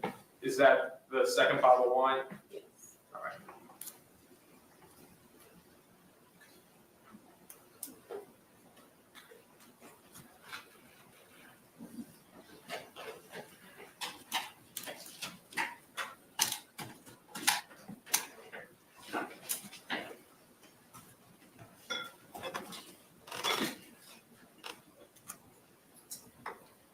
course of your investigation, did you also interview individuals from the apartment complex while they were living?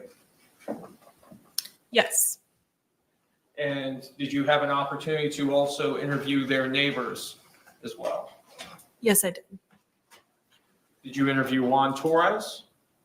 Yes, the following day. And did you attend the autopsy in this case? Yes, the following morning. Your Honor, may I approach with the defense? Yes.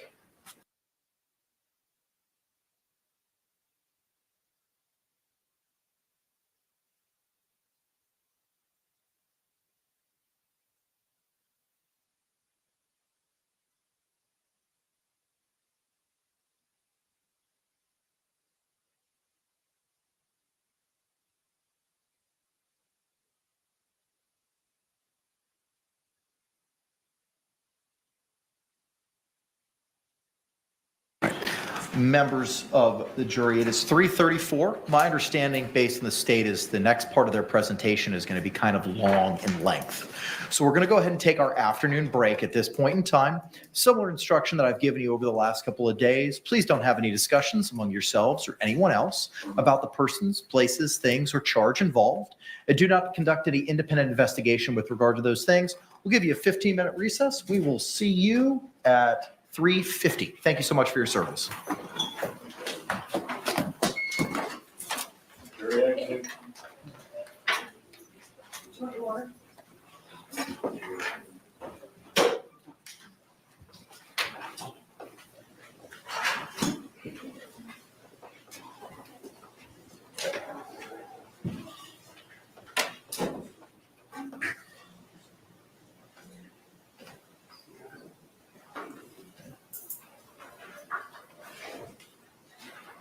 You all may be seated. State, anything we need to address? No. Defense? All right, we'll be in a recess for 15 minutes. Thank you.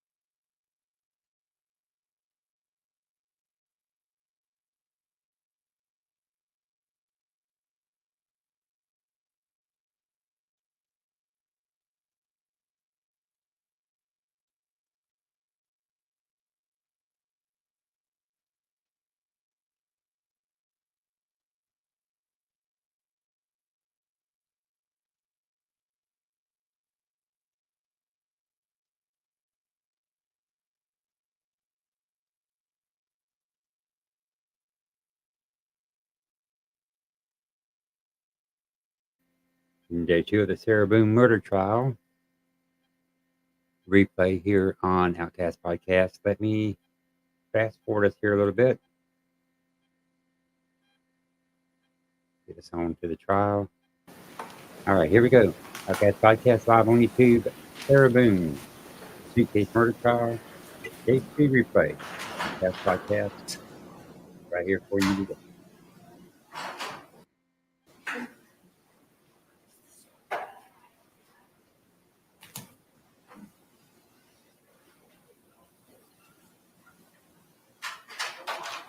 Jury entering.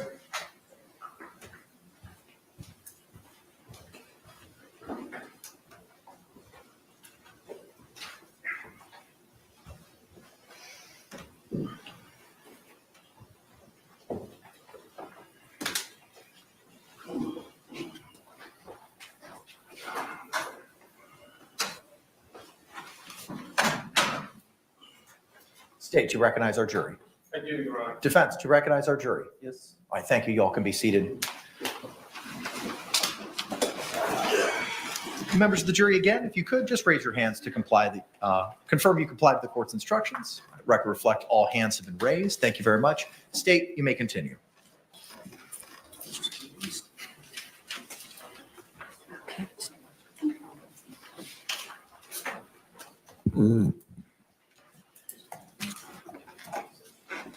on February 25th of 2020, did you set up a follow-up interview with the defendant in this case? Yes, I did. And that was after you had attended the that morning, correct? The interview, the follow-up interview was to be conducted after the autopsy. Not necessarily set up, but it was to be conducted after the autopsy. I apologize if I misspoke on that. Sorry. Was that interview recorded? Yes, it was, audio and video. And where did that interview take place? Central Operations at the Orange County Sheriff's Office. Yes. Your Honor, may I approach the witness what's been marked for identification as states S and shown to the defense? You may.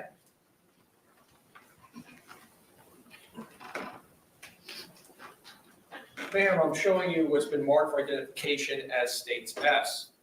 Tell me, do you recognize that disc? Yes, I do. And tell us, what is this disc? This is the follow-up interview conducted on February 25th, 2020 at Orange County Central Operations with the defendant, Sarah Boone. And does it fairly and accurately represent the interview that took place between yourself and the defendant? Yes, And is that your initials on this disc? it is, yes. And you had an opportunity to review it prior to coming to court today? Yes. Your Honor, at this time, I'd like to move what's been marked for identification as states S into evidence. The only objection is from the previous pretrial issues. The state will, or court will receive an evidence that was pre-marked as states S over objection as states Exhibit 20.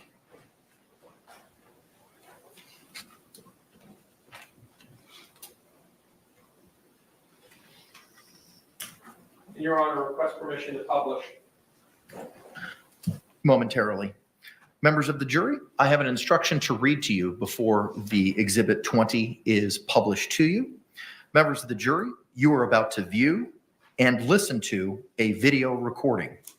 The court instructs you that the recording has been edited to eliminate irrelevant portions that would not add to your understanding of the case. The fact that the recording has been edited should not concern you in any way and thus must not impact the way you view, listen to, and consider this evidence.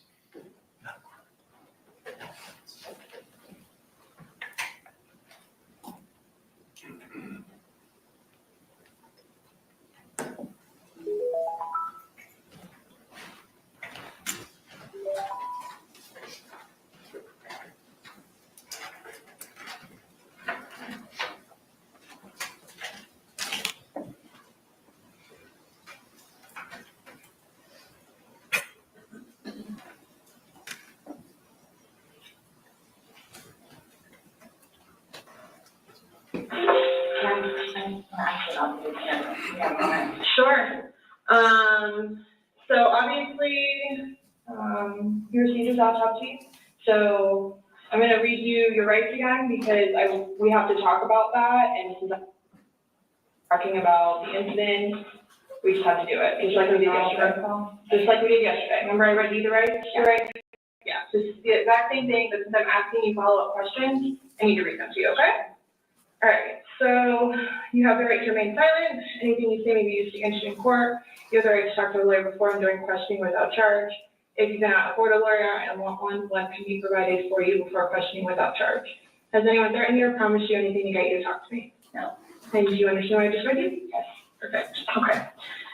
So this morning we went to his autopsy, and we were informed of some injuries that he has by the doctor. So I want, so he's got scratch marks to his back. I know that's wrong. Okay. And it's called a contusion. Do you know what a contusion is? So like basically you're getting hit and then you get a mark from it. You'll get bruising. Like someone hit you or something like that. It's called a contusion. So he had some injuries to his left shoulder. He had a cut near his lip. We could see his mouth was a little. I haven't laid on. Okay. I've also too. I just fell off my son's bike. Okay. So I don't know and he's notorious for running into the wall or the hall tree. So why?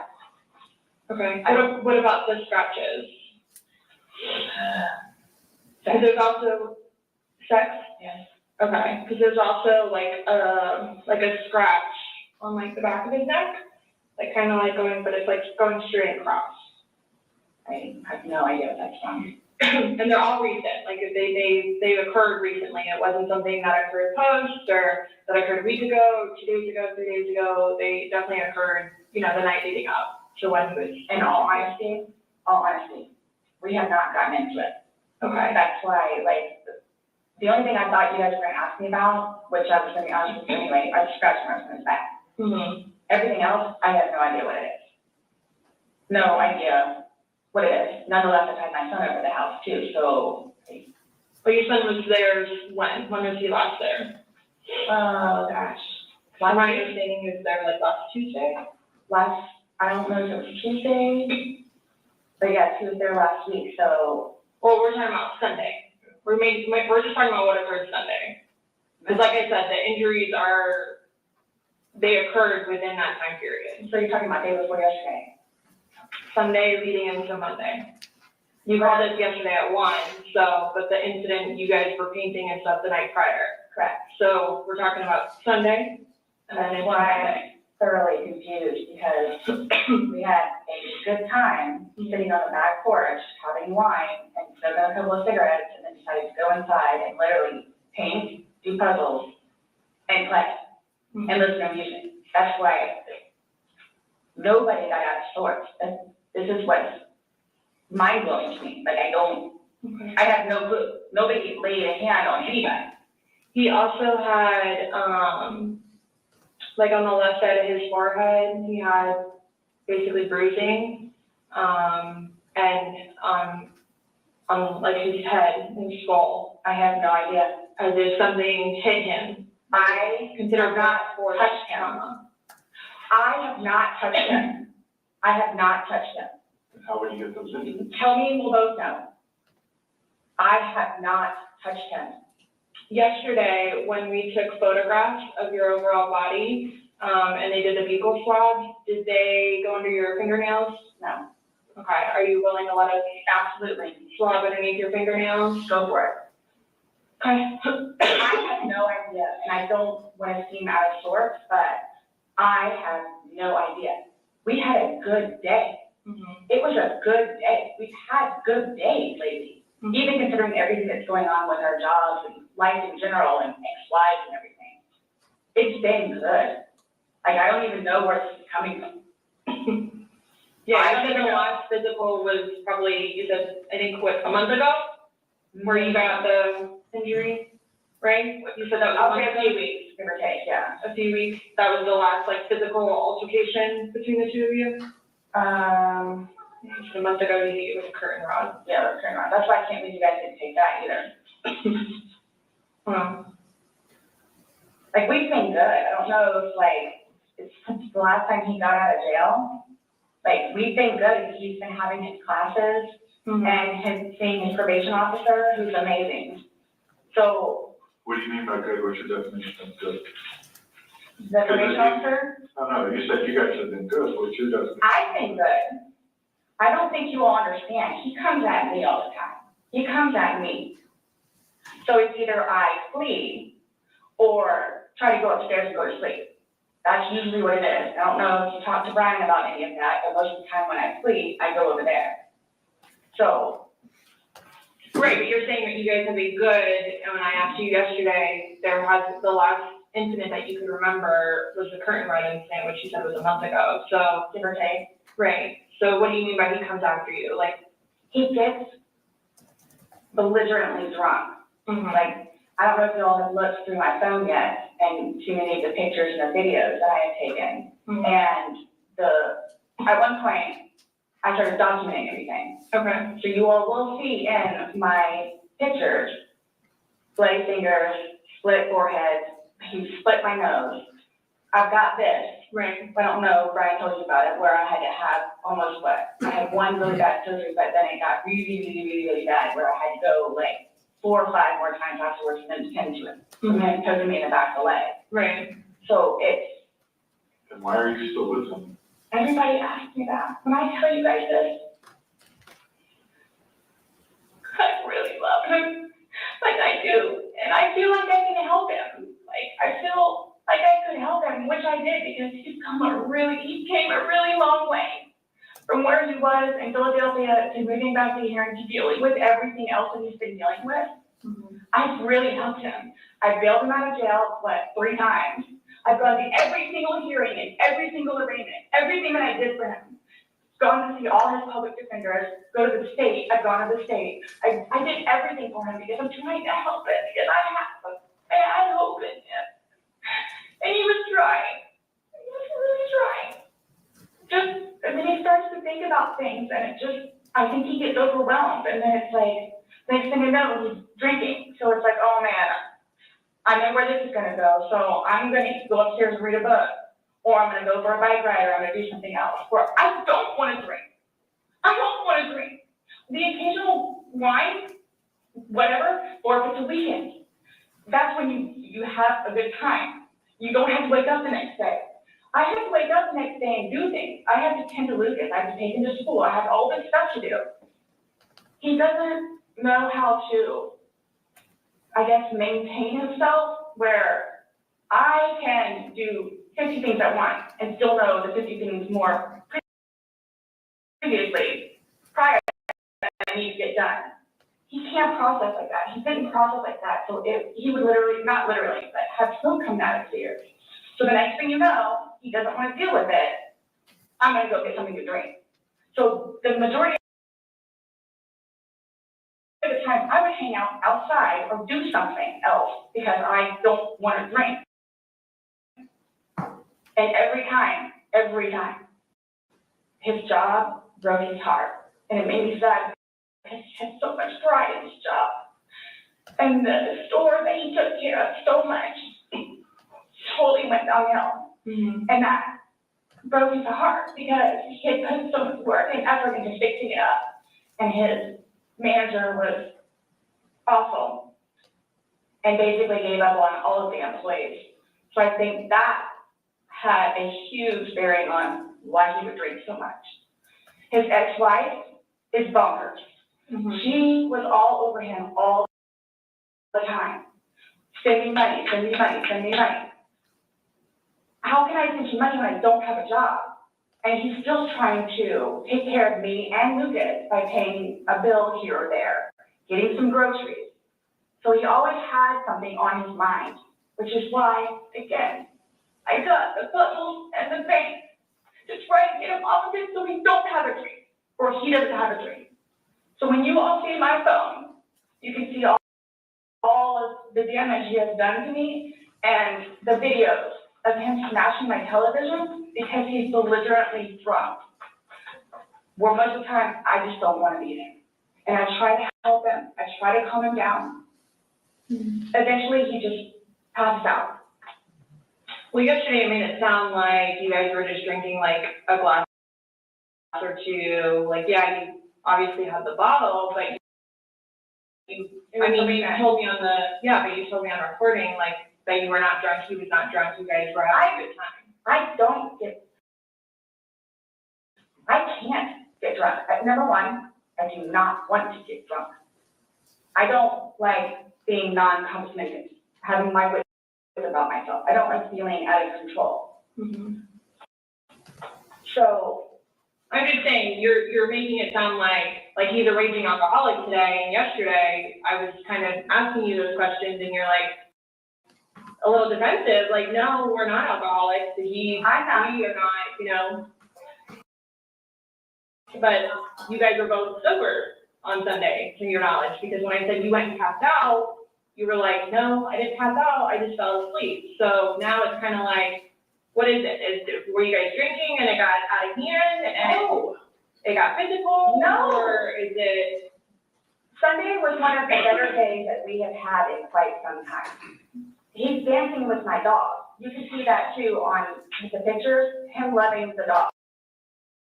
He loves the dog and dancing around, having a good time, and just being happy kind of thing. he doesn't know, I can get like maybe 2-3 glasses of wine, and I'll be fine. But I have to have my wits about myself because I don't know what to expect. Well, let's talk about Sunday. What was Sunday? How were you? Like, how many glasses of wine did you have? How many glasses of wine did he have? The bottle was gone. I mean, I don't know if you poured any out. Yeah. No, that was from previous. You said that there was a half bottle left Yeah, over. Mm-hmm. And then, that you had wine, well, I don't even know how the wine, how'd you guys get the wine for Sunday? I'm guessing he went to Publix. Does he like leave the house and you stay home, or do you go to Publix? Like, cause I Sometimes know. I'll go with him. Okay. Did you go with him Sunday to No. Publix? So most of the time what happens is, because the convenience store where we get cigarettes is here, and then Publix literally is cattywampus to it. Okay. So what he'll do is he'll start, go by Publix, and then on the way back, catch the convenience store. Okay. So Is that what you did Sunday? I'm guessing that's what he did, because next thing I know, he's walking in with bottles. Okay. So that's, Okay. it's him trying to be nice, so I don't have to go out and do it. Plus, there's stuff that are around the house that I have to take care of. So that's usually what will happen. Or I'm folding laundry, he'll go run out and do whatever. So, where were you guys It's at on drunkenness, not drunkenness on Sunday? I told us you weren't drunk. No, I was not drunk. I was not drunk. So with him, I don't know.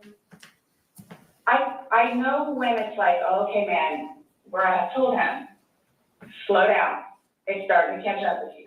Slow down, slow down. Bless you. And another thing too is I don't like listening to music with him because he gets too involved in the music, and the music that he listens to is a little rough around the edges, and like just, it makes me fractious listening to his music. So I kept asking him, let's just you and me talk. You and me will just be the ones that are talking, which was fine, because I mean, we were playing with a dog, whatever, and then it's like, okay, now let's do the painting. We just did the puzzle, took a break, now let's do this. Sure enough, that dog, we're sitting in there talking, laughing, talking about new movies, we're watching movie trailers while we're doing painting and all that other stuff. So it's still background noise to him, because I think that's what he's used to, is having background noise. Where me, I can sit in here all day with not a peep, but he always has to have some kind of background noise, which I didn't mind because the trailers were cool, and he was interested in showing them to me, getting excited about movies that were out or upcoming. Okay. So, On your laptop you're talking about? Mhm. Okay. and I mean, and then it was. So you said it was a good day, like, you guys didn't have any conversations about your relationship? You guys didn't go down like the rabbit hole, like had too many to drink, and you guys start getting. No, when I tell you this, it made me so happy that he actually listened to what I had to say with just, we'll get through it. This will be fine. It's just, it's a small hurdle that you and I together will get through, because. I'm talking about the money, job, stress, Yes. nothing No. relationship wise though, like no issues, like, did you guys have a conversation about your relationship, or was it just about? Just Like, what's the going stress. on right now. Got it. I try to evoke it from him so he gets it off his chest, because I call him the volcano where eventually he's going to erupt. Right. And what he has learned in his process is to communicate, which is a huge thing in a relationship, Right. where he has been practicing communication. So he actually talks to me about things and unburdens himself. Put it on me. I'll sit there and try and figure it out for you, like I have almost everything. Not a worry, just tell me, get it out of you. Right. But it was, when I tell you, I was so happy. Like, it was such a good day. I kid you not. The weather was beautiful outside. I'm the one that had him go inside so we can do puzzles and painting, listen to music or whatever else he wants to do. So then he starts doing whatever it is we're doing together in the living room. And then starts talking, because I think he gets comfortable with, okay, you know what, we're here, it is a good day. Let me go ahead and explain myself. So I know. Nobody else knows, but I know. Nobody knew George better than I did. I say that I knew George better than himself. And I tried in every way, shape, and form. Ask everyone. I helped him. I took care of him. I miss him a lot, and I didn't even sleep last night. I miss him a lot. I mean, is there any chance it got to be too much for you and you couldn't handle taking care of him and I never stopped. trying to? I never stopped. That's what I'm here for. I never stopped. I'm here now and I'm still trying to help him. Yeah, we just don't, I mean, it's unexplainable how he got these injuries and I have no idea. you were the only one with him. 100% right hand to God. I have no idea how he got them. Nobody touched anybody. Nobody touched anybody.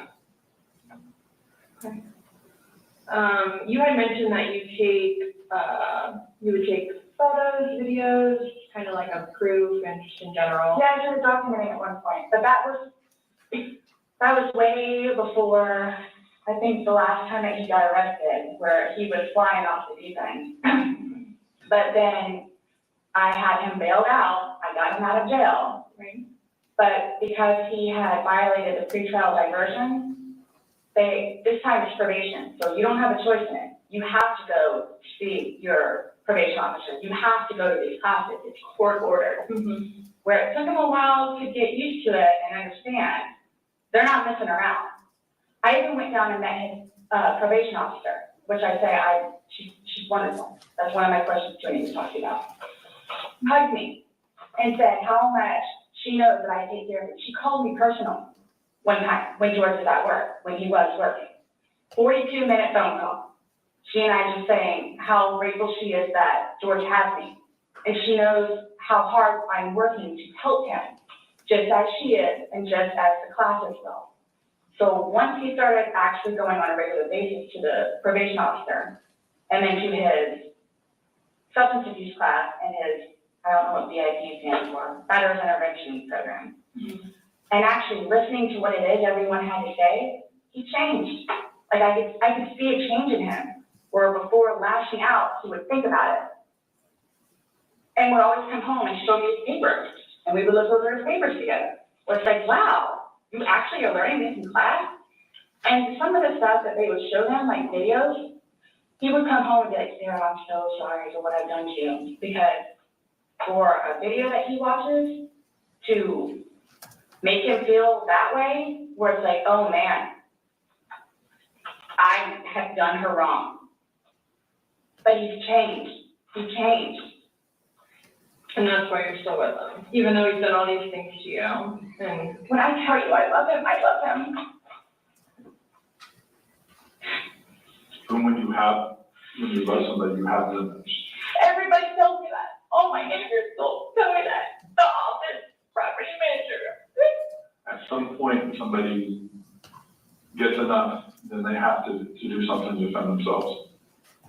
I would just flee. And I don't know if you would like to see on my phone, or I think it's actually on a laptop.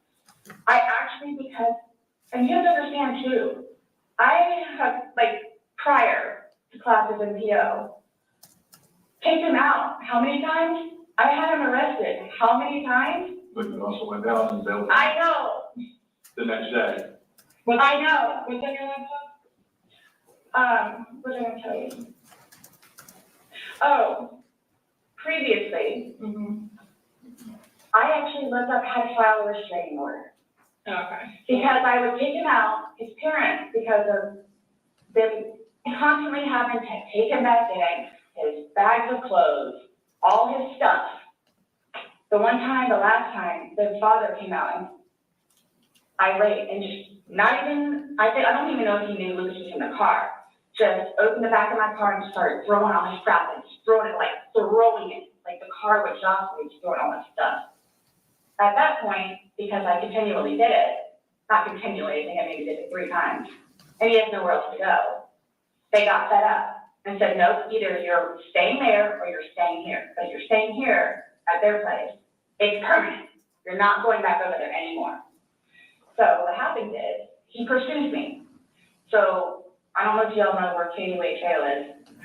Okay, so it's literally right right there from our apartment, would ride his bike to work, but before he would leave extra early and come up to the wall, stand on top of his bike and tilt his head over because he would know that I would be outside having my morning cigarette and cup of coffee. And I would also know too what time he would get off of work, where I would know, come getting off of work, you can do the same thing. So it's not like I ever got like a break from him, where I told you all yesterday, or whatever it was. I started to feel that it was too much togetherness. And when you have too much togetherness, friction happens. So I'm gonna go ride my bike. I'm gonna go upstairs and read a book.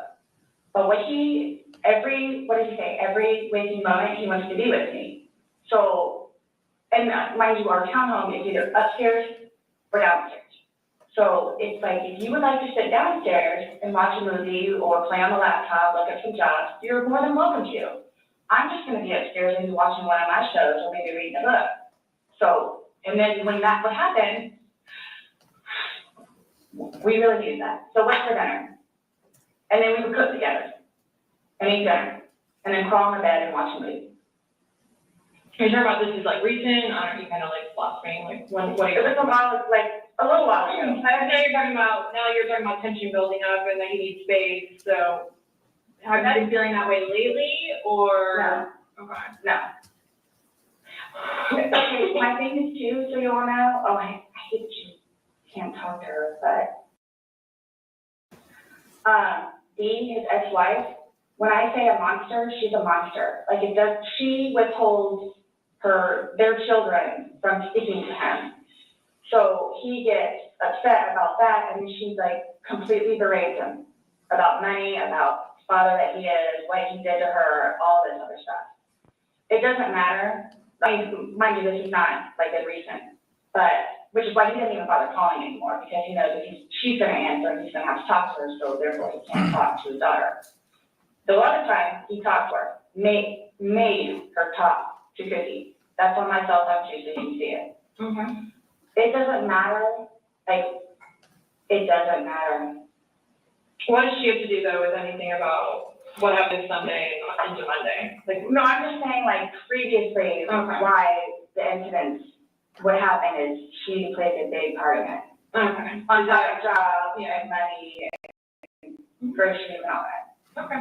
Second, when I tell you this, I have no idea. I have no idea. Is there anybody else at the house? No, it's just me and him. Since talking yesterday, do you remember any like timelines better, like what time, you guys were playing, what time he was zipped up in the luggage, what time you went upstairs? We started because we cleaned the house a little bit, did some laundry.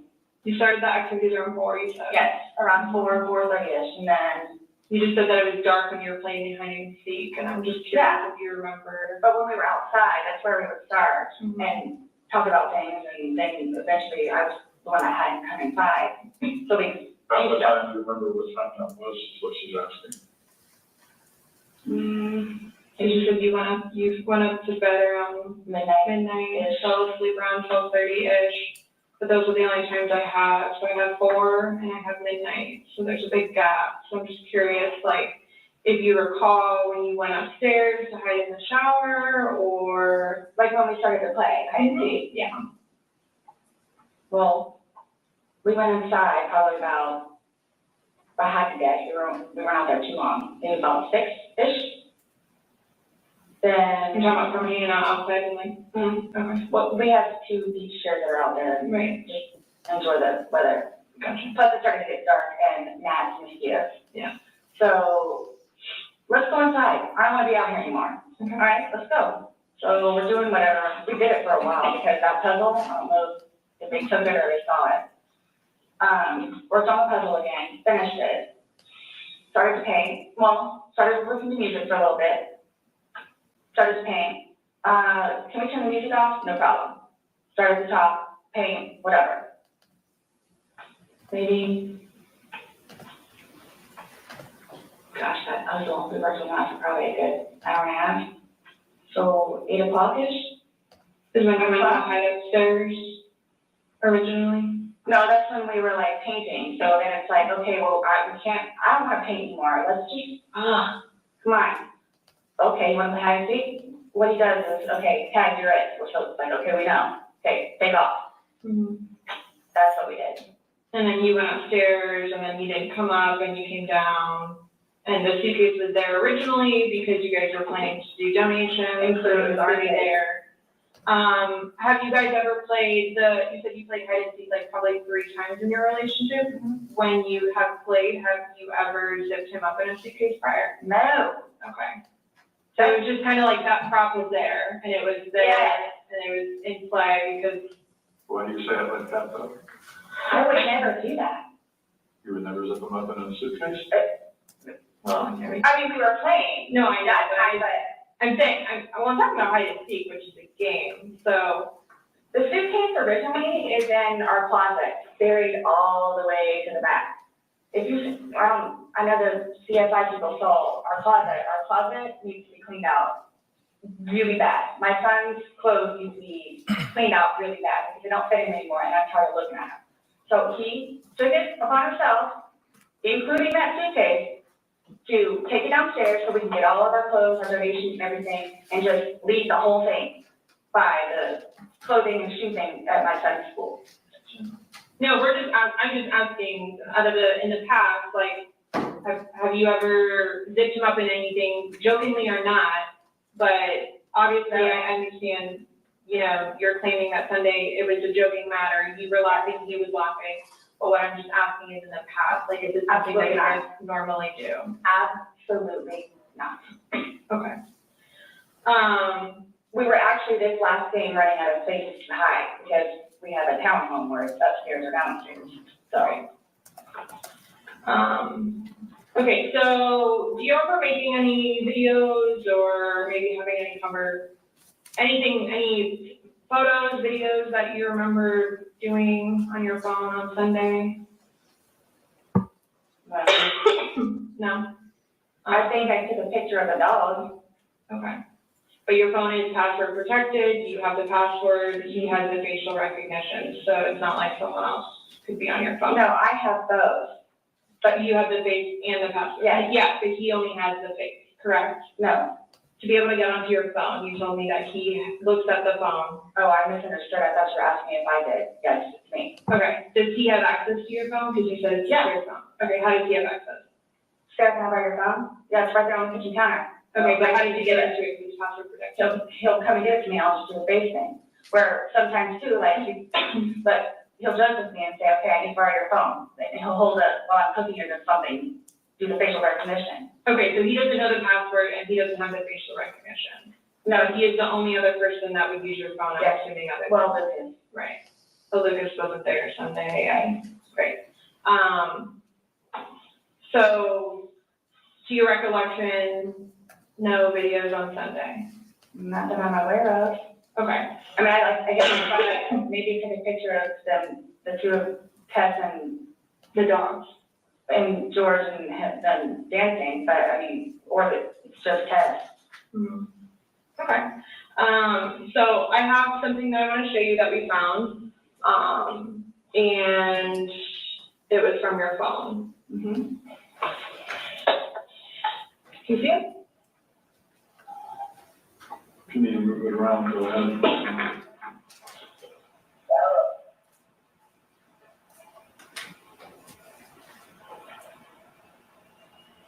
No, I don't remember that. For everything you've done to me. Your battery's all flash. So, yeah. Oh, okay. Let me.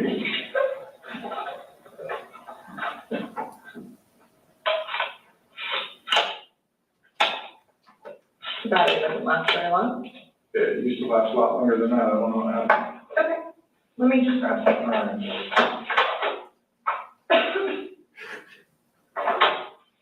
No, I was just simply asking because, you had a look on your face when she asked you if you've ever done that before. You looked kind of shocked and, No, kind of, why did you say it like that? Like, I don't think you all understand who I am, where, well, tell me.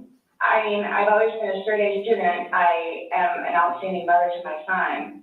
I excel at everything.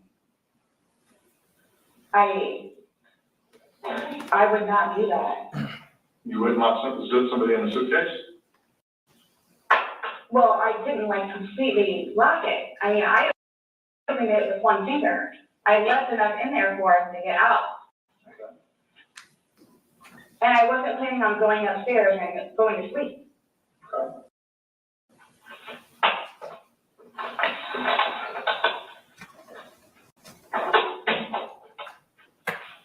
No, it's just the way you said it. You guys are scaring me. Sorry.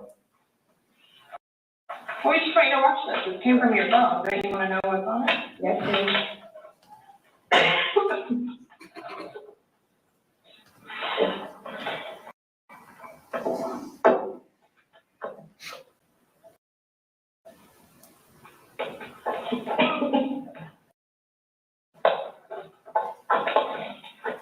Is it long? Because I don't know how much I can take.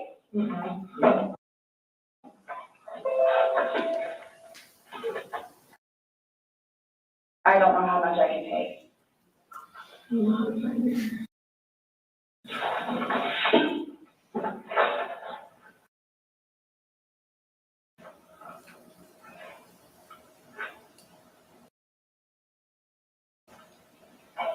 Do I have to watch this? I continuously throw up. I don't sleep. I don't want to see it. That's okay. Well, it's on your phone, and you can either explain it or we take it for what it is. Yeah, we're just trying to give you the opportunity to tell us what's going on. That's it. It's that long? 2 minutes.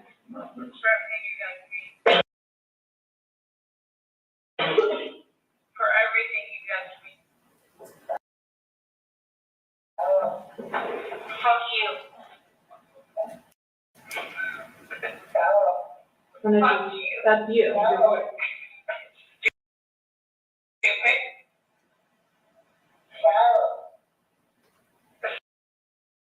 My name. Don't wear it up.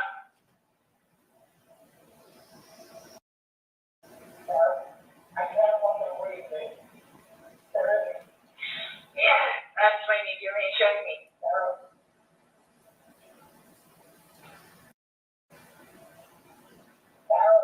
I don't want to watch it, please.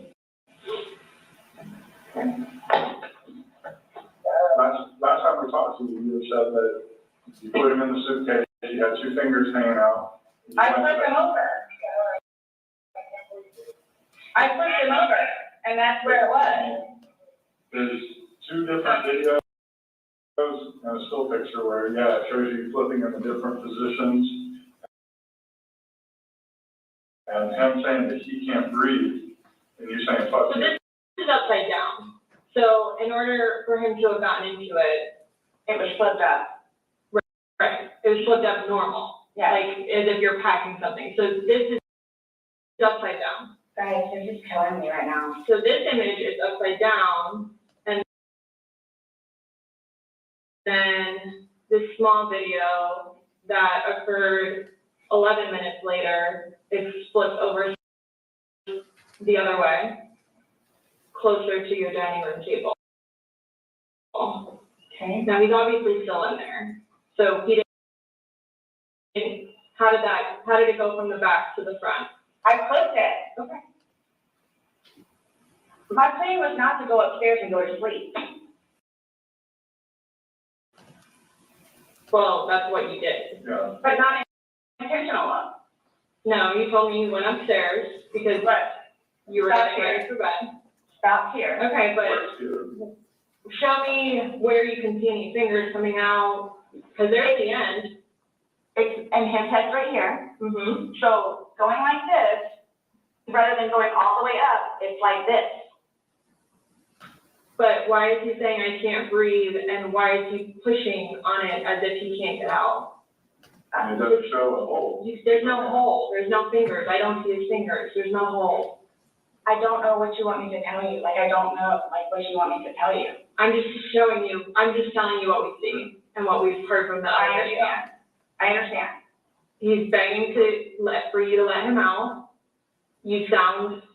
you're laughing in the beginning and then in the end, it sounds kind of like No, it's not malicious. Well, saying fuck you, It's not malicious. then what is that? what does fuck you mean to you? Well, Like if I were to tell oh, like she does. Like, I get told everything by a white woman, so. Okay. My intention was not to leave him in there. Please understand that. My intention was not to leave him in there. But you went upstairs thinking that he could get himself Yes. out, but the video shows. That's why I told I you. see his fingers. He'll be up here any minute. And then 30 minutes later, he didn't show.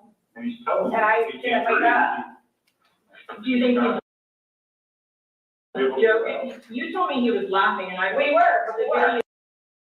There's When no we first laughing. got in there, both of us So were. how long was he in there for? Like, this video is at 11:12 when it starts, so was he in there for like a long time prior to that? No. No. So it goes from funny to no longer funny, But I you're the didn't, only one laughing. but I didn't think that he was, like, panicky. Like, So pushing up on a suitcase saying, Sarah, Sarah, Sarah, I can't breathe. George has done that in the past before too, where it's just like, he thinks that he's, woe is me kind of thing, where it's like, He's never been locked in a suitcase, but now he's gonna get up, so. it's kind of, I thought it was And the you boy know oxygen. calling wolf, crying wolf kind of thing. Okay. And again, my plan, But nowhere in there is he laughing, is he joking, he is begging. And you're the only one laughing, okay, and you're the only one saying derogatory comments, like you're mad. no. Please don't, I don't mean to sound negative, and I don't know if I can say this, but like, it's like you guys are kind of trying to like feed me, like, No, I'm just trying to show you a video that you no longer wanna watch, because you probably don't wanna know the outcome of how, and what you said. well, I know what, You know what's on that video now? No. You remember making that video? oh, Why don't you remember making the video? probably because we had been drinking. But you weren't drunk. Just because I went upstairs and, just You because told you're us- drunk doesn't You mean told that us you, times that you were not drunk. You said that you had your list about you. You said he had his list about you. Mhm. You said that you don't like not having your lips. In my experience, if somebody cannot remember doing something to the extent of making 2 videos and a video and taking a photo, they are intoxicated. okay, I understand where you all are coming from. Well, I we're get just it. trying to make sense of it. We're I trying to get it, figure right, out We're what trying you're to saying. figure out this You video. explain it to us. We're listening. I just did, like, we were playing, and then, like, I thought it was, my plan was not to go upstairs and go to sleep. My plan was not to, he'll be up here any minute. But you willingly went upstairs and went to sleep. No one forced you to go upstairs and. My plan was also to leave him in the suitcase, So why didn't you take him out? because I went upstairs, and then I fell asleep. But why didn't you consciously think, he's asking to come out? he I can't didn't do it breathe. intentionally. What do you think is gonna happen if you leave somebody in a confined space like that? Well, I thought by not giving it up all the way, it would be okay. My plan was not to leave him in the And what was suitcase, your plan? waiting for him to come upstairs. And then when you did it? I fell asleep. You said you were up there 30 minutes. After 30 minutes, somebody not coming up.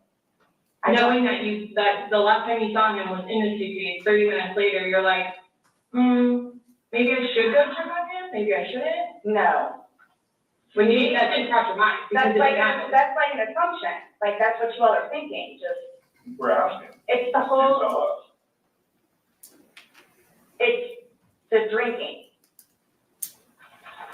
That's what it is. It's the drinking.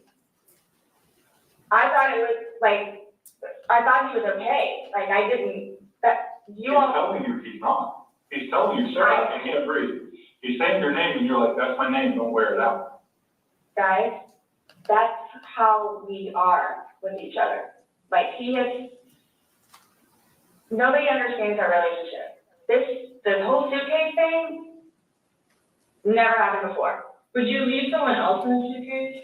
Would you leave Lucas in a suitcase jokingly? Because it was a No. joking matter, you put him in there jokingly. Would you leave Lucas jokingly in there? And you love Lucas, right?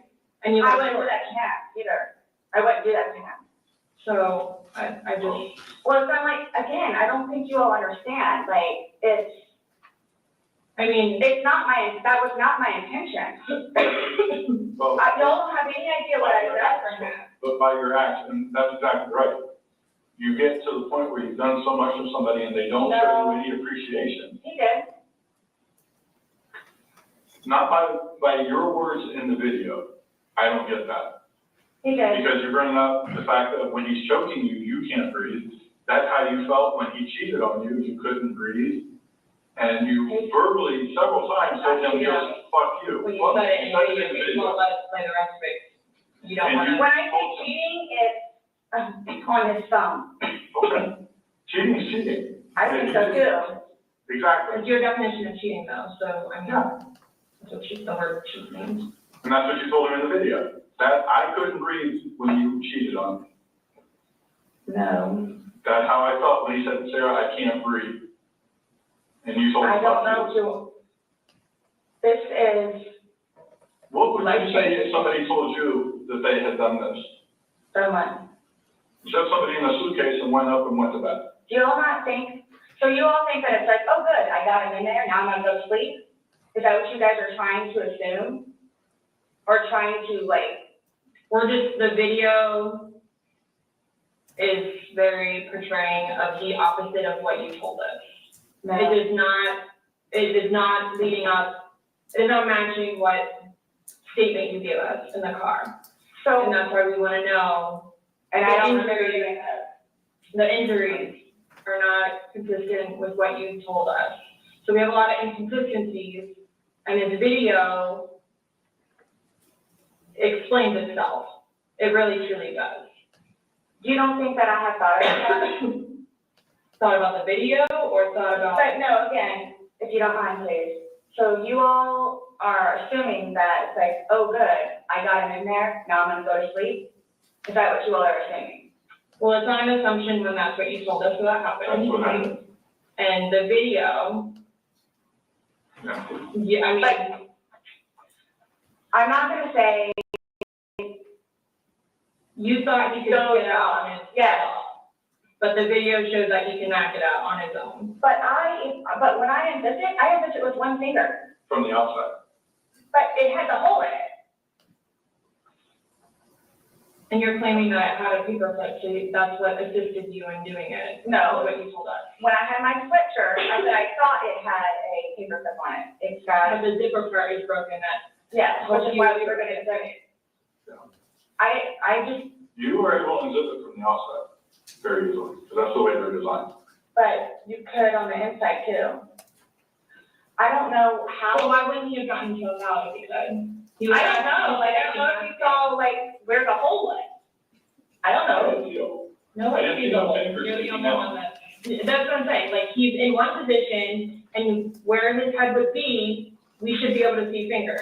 And then when it's flipped over onto this right side, again, his head is closer to us, facing the video, so we should be able to see fingers, and we don't see anything. We see no movement of him trying to unzip it, or physically unzipping it. All we see is pushing up, trying to push out of it.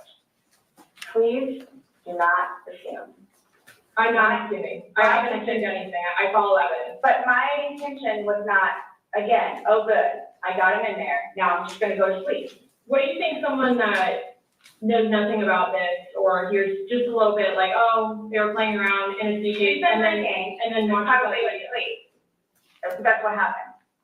But you let him out before, I mean, you put him in, so why didn't you take him out? Because I was upstairs and I fell asleep.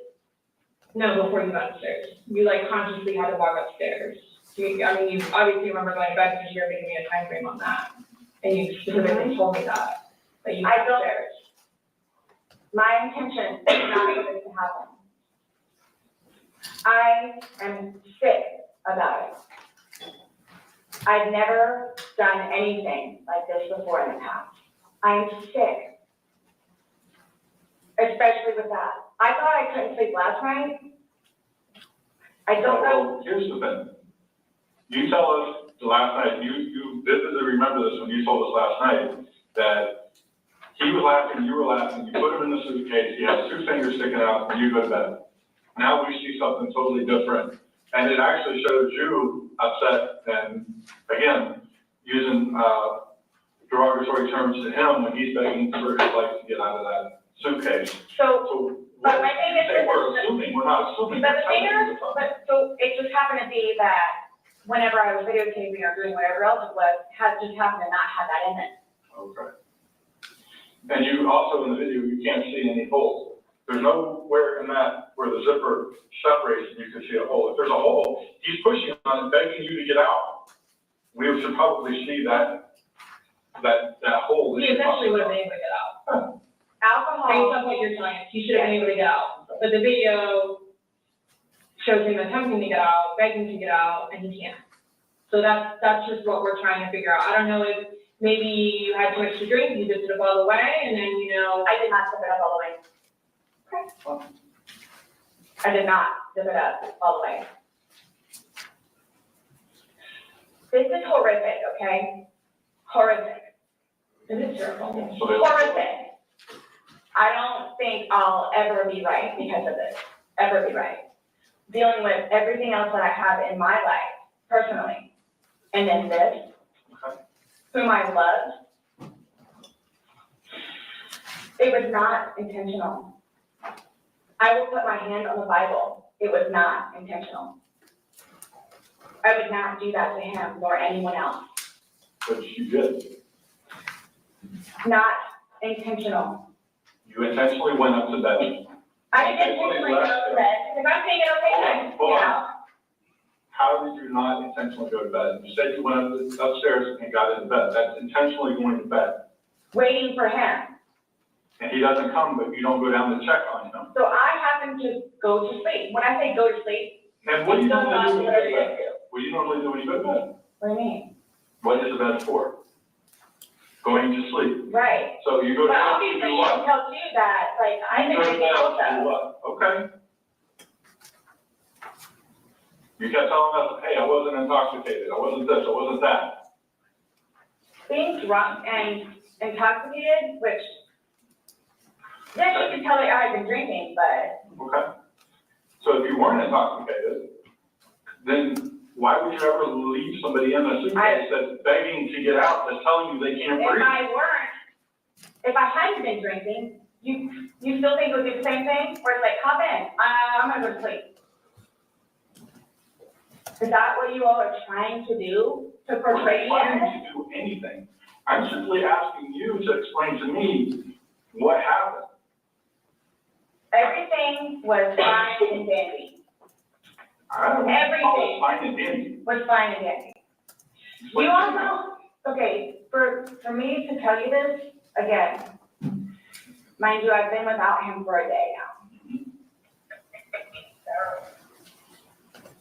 I don't know, I mean, I don't know what you all want me to tell you, because this was not in any way, shape, or form, hand on the Bible, intentional.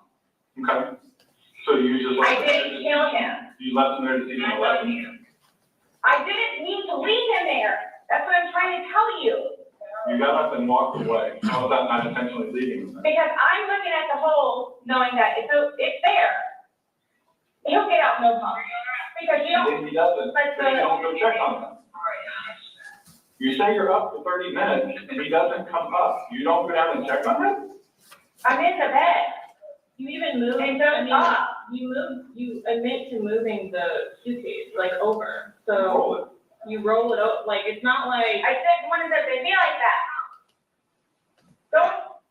you didn't want him to be upside down, how do you even get upside down? Right. You guys are killing me right now. I just want you to, That's how he talks to me most of the time.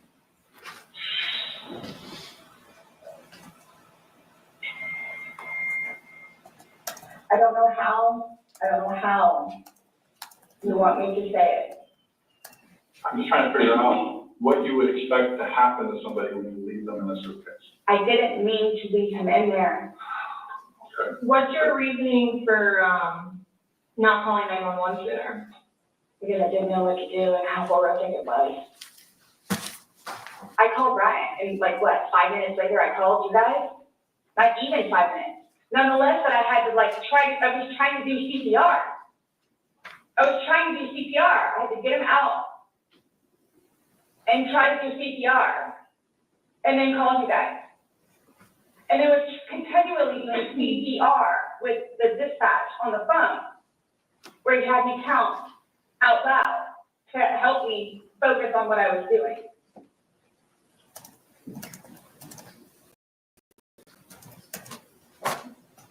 And just, I don't know how, I mean, you can sit here all day long and say, I thought he was gonna get himself out, but that he didn't. And you went upstairs and you stayed there for 30 minutes before you fell asleep.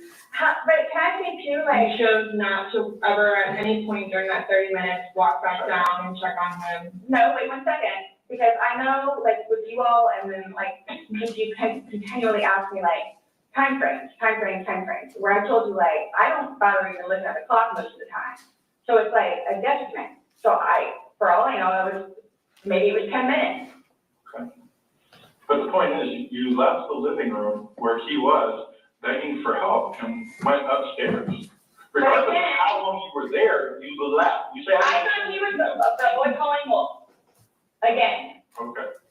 So when he asked to be let out, like, what's your reasoning for not letting him out? When I was upstairs? No, when he's asking on the video, he asked multiple times, he asked to be let out, I can't breathe, why didn't you let him out? Well, number one, I had no idea it was going to end like that. Okay. Number one. Okay. Number two, just, you know what? I'll give you 5 minutes to show in there. They'll give you 5 minutes to show. 5 minutes for what?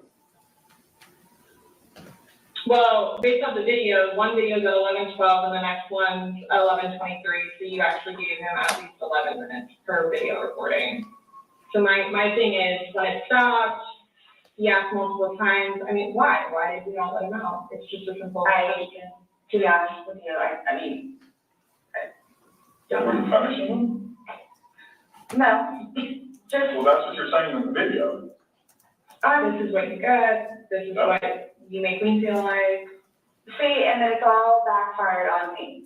Like, it's all backfired on me. And I understand the severity of it. I just, You did. it's awful, I know. Okay.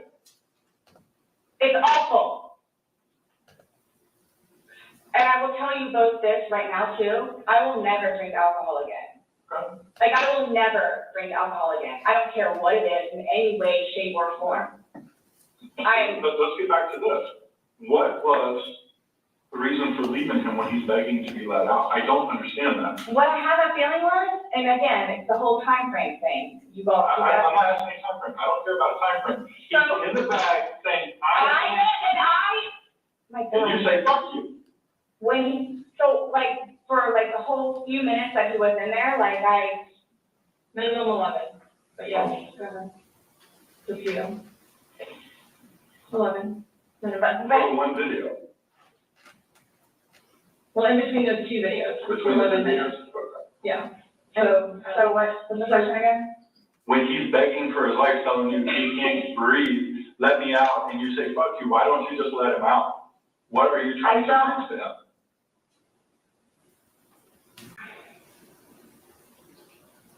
There was obviously something in your head that you were thinking of when he was asking to be let out. You were like, Again, it's the boy calling wolf. Gotcha. okay, but where does this game end?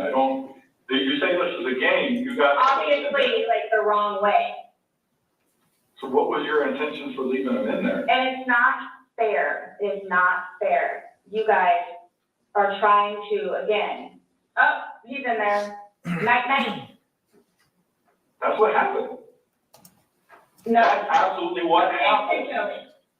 How's it not? You got up off the couch, walked up a flight of stairs, and got in your bed. Thinking he was going to get out. And he didn't, and you still didn't go down And there. it's the whole 30-minute thing that you guys are trying to do, whatever. Like, for all I know, like 10 minutes. He's begging for his life, telling you he can't breathe. I don't know what you want me to tell you. Like, I don't. I didn't intentionally mean for this to happen. But you Then what can't did you tell us intend? why you left him in there and went upstairs.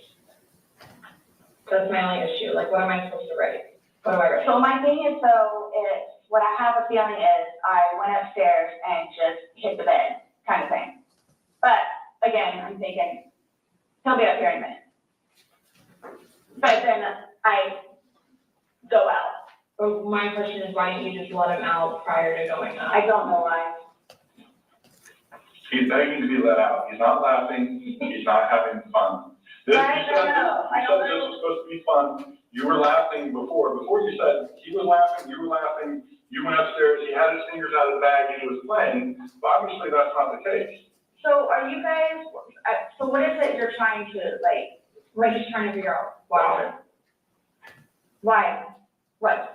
Why, What was the why, motivation for leaving him in the bag? why was he left in the bag? Why did they? I didn't have any motivation. It was me, he and I having a great day, fooling around, being stupid, and apparently me going upstairs and going, hitting the bed, not going to sleep, where it's like, I'm tired now, I'm gonna go to sleep. That's excluding, you know, it's a good analogy for the day, excluding the fact that he's got, a bump on the back of his head, a bump on the front of his head, and his lip is busted. And he has a Oh my lump on his gosh. eye. I mean, I don't know what you all want me to tell you. Like, this is not fair at all, yes. that you all are assuming that that's from me. Where else did it come from? If you were, say it's opposite, you were in the suitcase and you're asking to be let out, would you hope that that person would let you out? Like, you're asking to be let out of the suitcase, should they not let you out? Eventually, I'm guessing, I mean, I'm blaming it on the wine. Blaming it on the wine. So you guys are like assuming that, You keep saying we're assuming, oh, we're not, we haven't assumed anything. but you guys are assuming that that's what I did. No, by what, Like, this is- the facts of what happened. We got there, you said you pulled him out of the suitcase, you said you went up, you went to bed.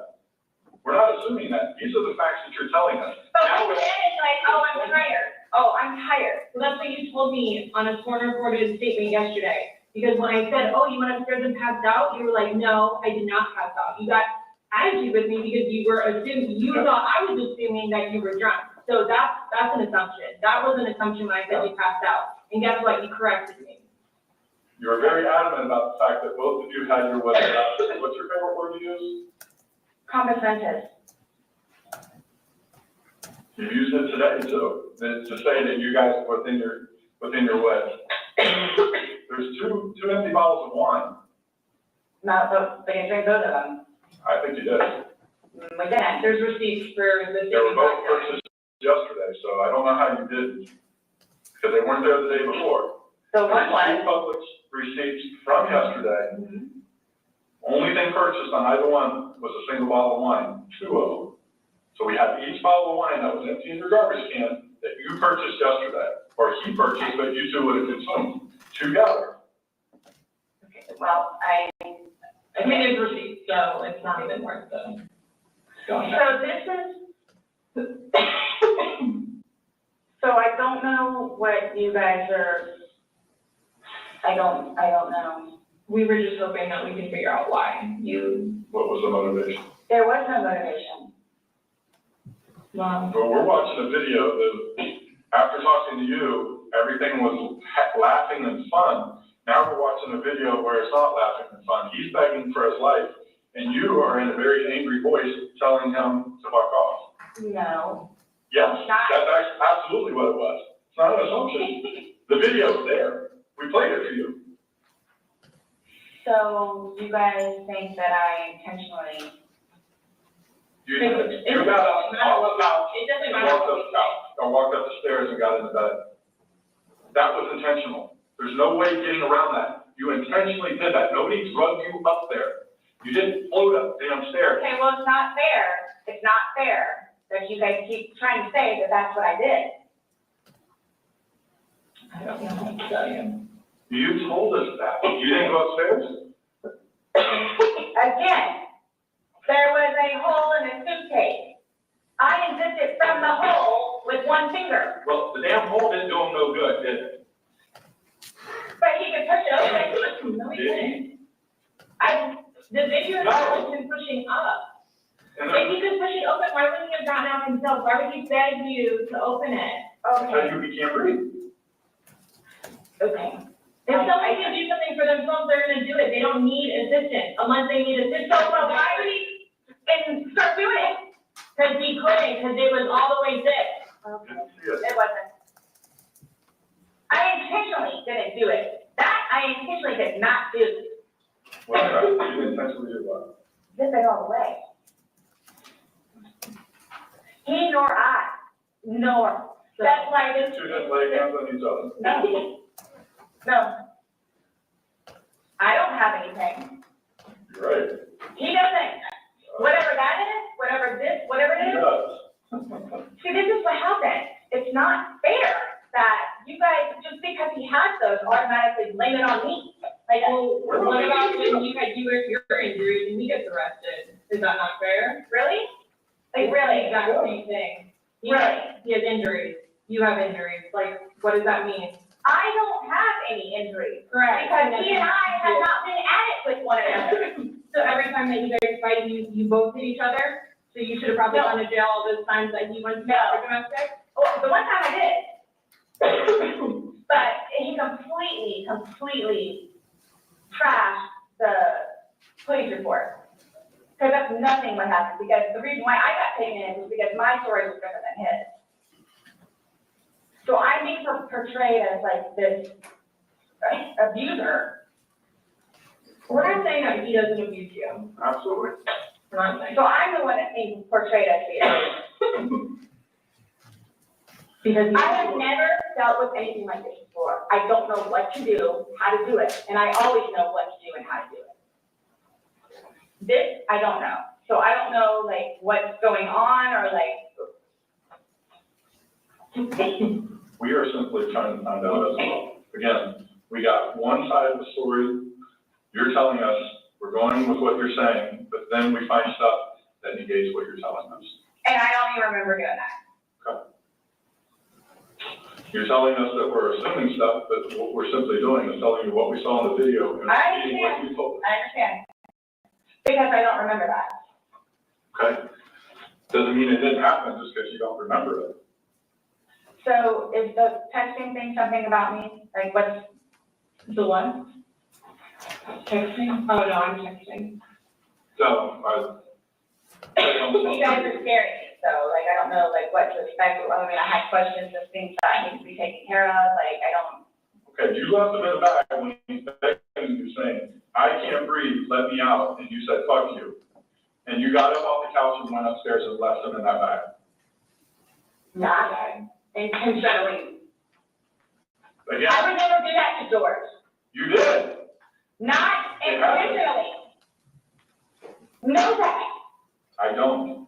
Know that. You got up and you went up to bed. Alcohol is a shitty thing. It's alcohol. Not, again, The reason that you killed him? you all, Please sit down. listen to me. Please sit down. You all, listen. I did not intentionally kill him. So your intention. I don't know what it is I need to do, or how to do it, or what to say, or how to say it. But what was your intention? Everyone knows, everything that I've done for George, and loved him, and continuously helped him throughout his life, with me, and made him a happier, better person. And everybody has their limits. Everyone knows that. Everybody has their limits. So it's like, okay, so while we're in a good place right now, I'm gonna snap. Is that what it, while we're in a good place right now? Yeah. Absolutely. I got you on video screaming, fuck you. This is what it feels like when you're choking me. This is what it feels like. Which was however long ago. You said it. Videos, it was from last But night. clearly, So it wasn't that, yeah. there's still feelings towards it. You wouldn't say it if you didn't feel it. But I would never do that. But it happened and you did. But you But did. that's after being playful But no one's and having laughing. a good day. No one's laughing except you. Everybody's having a good day. Oh, I'm sorry? I would hate to see a bad day. Y'all are making me out to be a person that I'm not. Nor have, or will I ever be. Or are you a different person when you're drunk? People have different personalities after they consume alcohol. It depends. Well, Because you're sober now, so sober you, Nice what about person. drunk you? not. It's both of us. It's both of us. And it's, again, it's not fair that you all are assuming that the marks that he has on him are from me. We asked you where they came from. I have no idea. Well, nobody else was there, so nobody else. I have no idea. I swear I did not lay a hand on him, You just zipped them in the back. nor he. You just zipped them in the bag. And then you flipped the bag around several times. I didn't do that intentionally. You didn't intentionally flip the bag around? No, why would I do that? Well, you Good told us question, you you did. did. When he was upside down. Right. But you had to flip You them upside down. can't get in a suitcase upside down because Oh my when gosh. you put the See, stuff and that's in, where your body went. that's unfortunately, nobody else was there. That's We have a video unfortunate. showing the suitcase in several different positions. So, it shows, one, like she just said, it had been on its back with the lid open for him to get in there, you just zip it up. Then it shows it on the other side with him in it, so you had to flip it to there. Then there's another video where it's on its back again, so you had to. I'm leaving it like this, please. I'm leaving it like this. I did not intentionally do this. No malicious intent or effort was towards it. No malicious. I would say this is a healthy sleep, but you're not sleeping, so. I mean, Last night, I maybe got an hour. Right. in your voice, you can hear the maliciousness. The fuck you is very, very. You don't talk to people like that. That's not like a common, like, hey, Scott, fuck you. That's not common. It's not something people do. And no one that sees that is gonna think that. Okay, so we were trying to give you an opportunity, and it is what it is. There's no maliciousness towards that. So I would probably be calling myself that. My intent was not for that to happen. But you went upstairs and went to bed. Or maybe you passed out, I don't know. Waiting for him. And the whole time frame thing, it's like, it's regardless, that's not really fair. Regardless, waiting for him, it's not like you walked up the stairs, you can't fly up the stairs, no one can take you up the stairs. Okay. You go up the stairs, you lay in the bed, and you wait for him. Who cares if it's 5 minutes, who cares if it's 30 freaking seconds? He's begging for his life, he's begging to get out. You go upstairs, You leave them. it doesn't matter, so get the time frame out of your mind. This whole thing, it doesn't matter, it doesn't matter, because there's this. So it doesn't matter anything what it is I say. So it makes no difference whatsoever. It just, you're lying, and like, you're now changing your Who's story. lying about what? You're now you were drunk. Oh, I never said that I was drunk. Exactly what you did here today. That's okay. You said earlier. Everything works. Alcohol. Blame it on alcohol. You blamed it on alcohol. Alcohol doesn't lie to people. Yes, but I never said I was drunk. So you did this sober. You knowingly left them down there sober. I have already told those of you also that we were both drinking. Right. But you want to admit that you were drunk. Is that? I'm telling you all both. This has changed my life. I will take this. I don't know. That's a true statement. Absolutely. But you're trying to dance around the facts.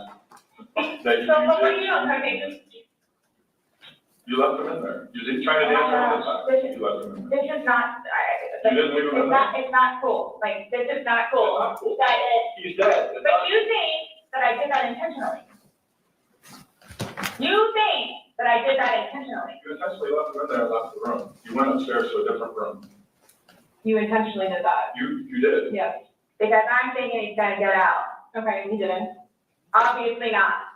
When somebody's begging saying, I But can't when you breathe. say that, though, but you have to, Just let me out, I can't breathe. no, George, though, like, again, I thought it was a boy crying wolf, so it's just like, what? Oh, so if your son was in there and said, I can't breathe, are you gonna open it, or is he 9, so he's not, really, it's not a big deal? I'm just asking a question. Oh, you said you would never put your son in a suitcase, you would only put George in there, No, George got in the suitcase. and you zipped it up. Not all the way and not intentionally to leave him there. That's what happened. But you keep going away from it. I don't know. That's exactly what happened. Are you all trying to have me admit that? Like, are you trying to have me admit that? Because I will never admit it because it's not true. It's not true. I'm basically stating as a fact that that's what happened. Okay. You videotaped him asking to be let out. You go upstairs. So what, guys? So what? Like, just, I don't know what you want me to say, other than it was not out of maliciousness or intentional. I don't know what or how I can say it. I love George. Love him. To this day still. Love him. Love makes you do crazy. It's not one of those things where it's like, oh gosh, you know what, I've done enough for you at this point. I never gave up on him. Why I'm here today, I'm still not giving up on him. I would do anything for him. When you gave up checking up on them. I don't know about a suitcase. Oh gosh. Okay. We're simply just trying to go through, I mean, again, you gave us a completely different story that you churched up to, this was such a lasting matter. It was fun. Not by that. All day, all Not by day, that video. all day. Anybody look at it, I don't think anybody will look at that video and go, George is having fun right now. So why is it you all think that y'all don't know me, you know, would do something like that, especially having a 9-year-old son? I don't know. Like, why, I know some. like, Why are you so, like, caught on to what we think, Yeah. when because you should be more concerned about what you told us, it's because, like, you guys are like trying, the things that the video shows that are opposite of what you told us, and then what you know. like, what's opposite? Well, you said that it was funny, and you're the other one. We were playing before that. Okay. But then it stops. Yeah, It obviously stops being fun, well, because you're screaming at him, he's I'm not letting you get screaming out. at him. Sounds like screaming at me. I don't know what you all want me to tell you. In no way, shape, or form, that it's intentional. At all. Ever. okay. Are you still gonna allow us to do your fingernails? Go for it. Go for it, okay, cool. All right, I'm gonna get that set up.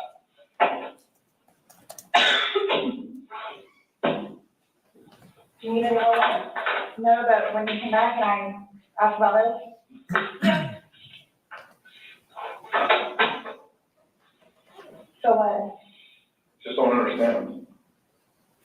So it I don't was, understand how your story changes so much to the fact how that. is it changing? Please help me explain it, understand. You went on about how this was such a playful thing and you guys were laughing, and it probably was for a few minutes, but then it obviously changes. The whole demeanor of this whole situation completely changes. It's not the funny, laughing matter. He's not laughing at all. I didn't think he was being serious. You absolutely sound serious. I didn't think so, like, just, You don't think your voice, you sounded serious? it's, okay. I don't know what you want me to tell you. It was a great day. Okay. It didn't end well, obviously. I was gonna say is, I mean, I can't explain to you how horrific it was okay, to find him. Horrific. Because I don't remember taking this video. okay. How horrific. I'm thinking he's in the bathroom. I'm thinking he's downstairs in the laptop. I can't find him. So what's gonna happen? Like, Here's what gets me though, is you don't remember taking videos, you don't know where he is, you don't remember him being in the suitcase, and you're still telling me that you had your wits about you. How does somebody have their wits about him when? See, that's the thing too, but you can clearly tell that I had been drinking stuff. You can clearly tell. I've had several people that came up to me in that apartment complex said that you were drunk on a daily basis. Oh You my were screaming gosh, right, regularly. right, Really? right. Talk to the property manager. Talk to the property manager. Okay. Because it's not, These are your neighbors, the ones that live next to you. Your property manager does not live next to you. They see you every day. How oh many my, do you my have? person. What are your questions? Yep. Can I help you? Who's coming? Did you finger it Yes, out? you said that we said. And you don't have to allow us to do it, just so you know, so don't think that. I don't have a problem. Okay, just make sure. So, am I getting my phone back? No. Not today. What about losing his laptop? Not today. What does that mean? We're still going through everything. Oh, that's fine. You're the ones just telling us there's videos that we need to see on it, so we need That's to do fine. our due diligence that we go through everything. See, and that backfires on me now too, because now you all think that I had even more intent to do what I did then, which was not intentional. And that, is that correct? He's asking about your timing and. No, but I'm asking if that's correct. No, I'm not gonna worry about what you're saying, I'm not, that you're. So, information officer. Do you all inform her or do I need to call her? We don't have to inform her, so if you would like to call her, you can. Are you saying it's all information? No, but because of the nice lady that she is and all that she's done for him, I thought I didn't know how it was. Legally, we just have to tell his parents and we don't go telling. Everybody else? I didn't even know who his probation officer was, so no, I wouldn't go. So the same thing for classes. I need to do that too. Classes. You need to do what? Substance abuse class and his boundary intervention. Yeah, something else I should carry that. So, other than this, so initially, what was the cause of that? She is still pending because she wants to hold the body for an additional day to see if more of those bruises turn into something bigger. And she's doing some other tests that she's gotta do. So she's pending it for now. So that couldn't have been of him being in the suitcase. Or the only thing that I think we did it. That's what she's determining. So, The ones on the head, I asked her, because I had been from the suitcase, and she said she didn't think so. I didn't touch him, nor did he touch me. I'm leaving it at that.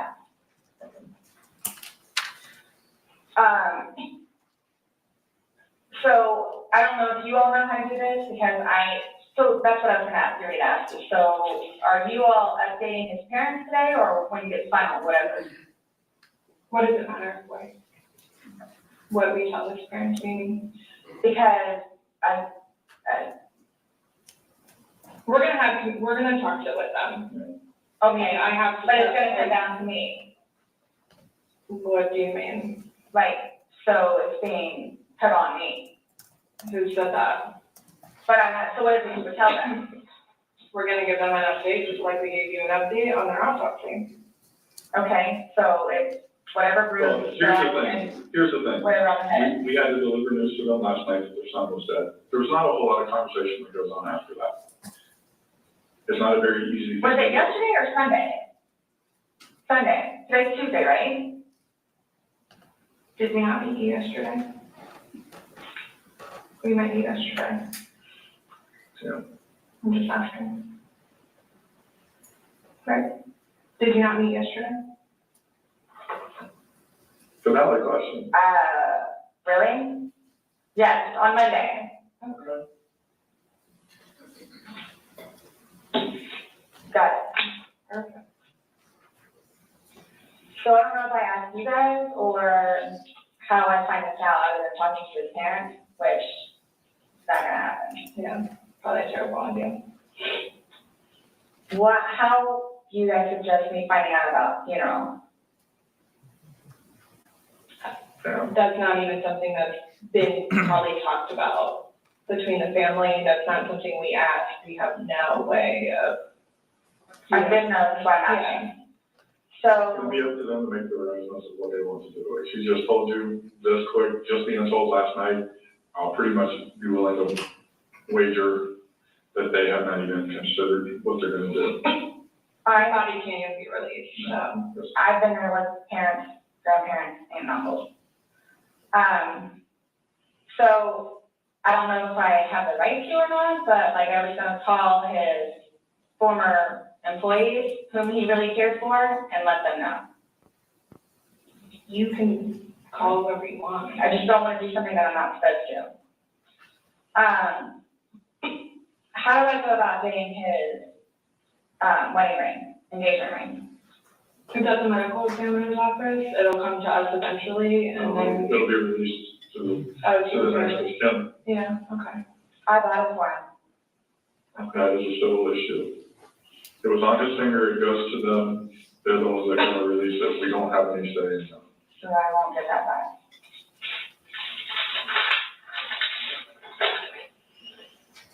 So for all of this, like, how do I find out what's what, how many, like, what's been found? What do you mean? Pillow with stain, swab stain from pillow, suitcase. That will all be sent off to That's the the only, daily board of department of law enforcement, they do their testing. So, and then like whatever white can with blood and necktie with blood was from the suitcase. Okay. Why would you guys, you'll see it in there, the baseball bat for Lucas and the feet. And this is just his phone, my phone, and the laptop. Yeah, when anything can be released, we will release it, but we are very early in this investigation and it's not an overnight process, unfortunately. So what's next? they're gonna come and swab your fingers. No, I'm talking about like in the long run, like what do I need to like, do I need to be doing something or like? I can't tell you what to do. I mean, like, so like for, like, I don't understand, like, I don't know if you guys are just gonna like, because it makes it sound like to me, like, I'm being accused of something that was not intentional. I'm being accused of it. And a handful of other things I'm being accused of. Okay. So I don't want to be at home with Lucas and you guys show up. So, We're still investigating, I don't know what you want me to tell you. so is there going to be concrete whatever it is, and then it's like, okay, this is what it is, kind of thing, or like, because I've done the whole court thing, I've done the whole attorney thing, I've done whatever, so if, I'm not admitting anything about being intentional and I killed George. That's not the situation, but it's trying to depend on me. That was not my intent. But it's trying to depend on me. So however, or whatever it is I need to do in order for that to be proven, then I need to do stuff, which is why I'm trying to get my ducks in a row. So that's why I'm asking what the next step is, other than me getting my nails swabbed. I mean, you want me to tell you how to not be accused of a crime? Is that what you're asking? Like, I don't know what you. I'm trying to prepare myself for whatever may need to be done, so I can, I guess, stick up for myself. I mean, I think you're doing just fine.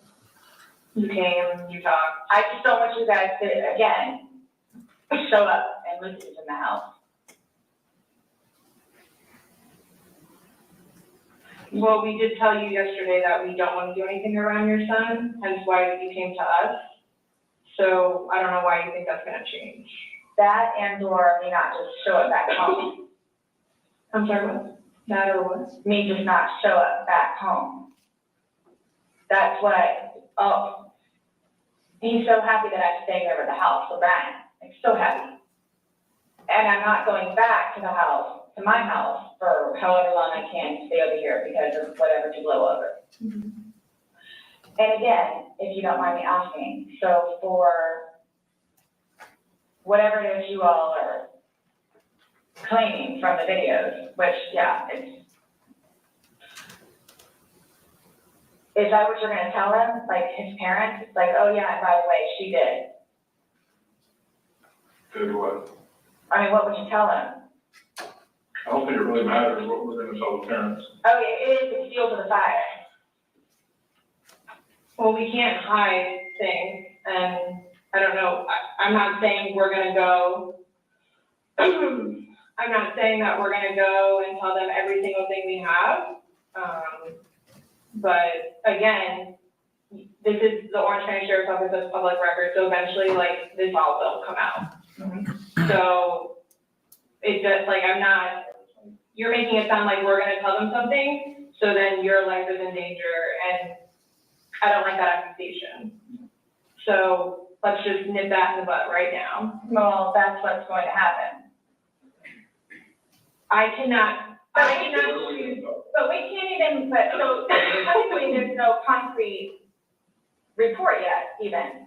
Right, so it's, you want me to like tell you that's exactly what I'm gonna tell them? I don't know what I'm gonna tell them, let's just leave it at that. Just like you don't know why you went upstairs, I don't know what I'm gonna tell them. So, Parents that are dealing with. can I call you the way that I did last time? Yeah, my phone is mine. This should be there now. No, I'm not. I get it, look, I get it. That was really bad.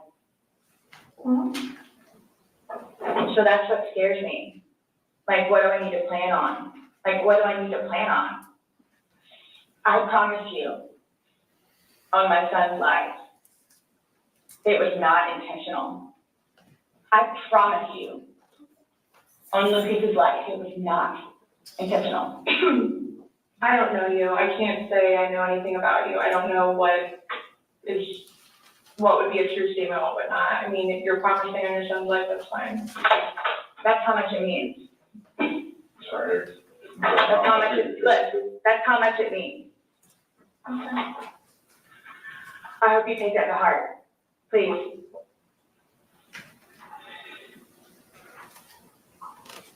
It's documented that you said that, yeah, I get it.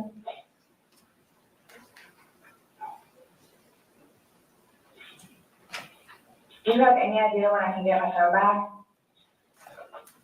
No telling. What do you say? I said no telling. I mean, our digital forensics unit is, got a lot of cases on their plate. I mean, Well, and that's not technically my laptop, it's Lucas's laptop, but he plays, you'll see all the games he has on there.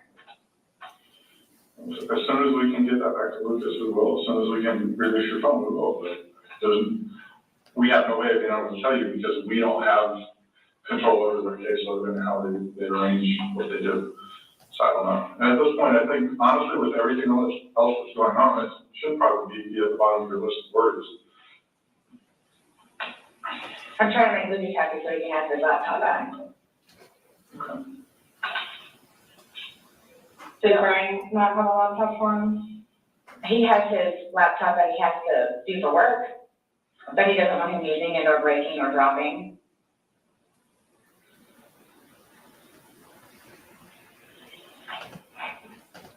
It's not a big deal, there's nothing on the laptop anyway.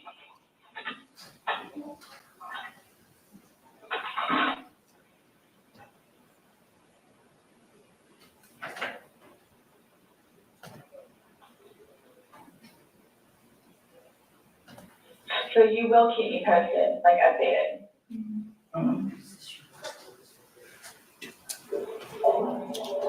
That's my thing, is I'm trying to figure out what I need to do in the meantime.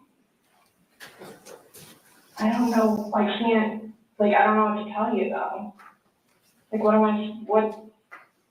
But you all have more information than I do, where it's like, yeah, you might want to, or yeah, you might want to. I'm sorry, what? Like, we have more information on what? Like, We told you everything that we have. You know everything that we know.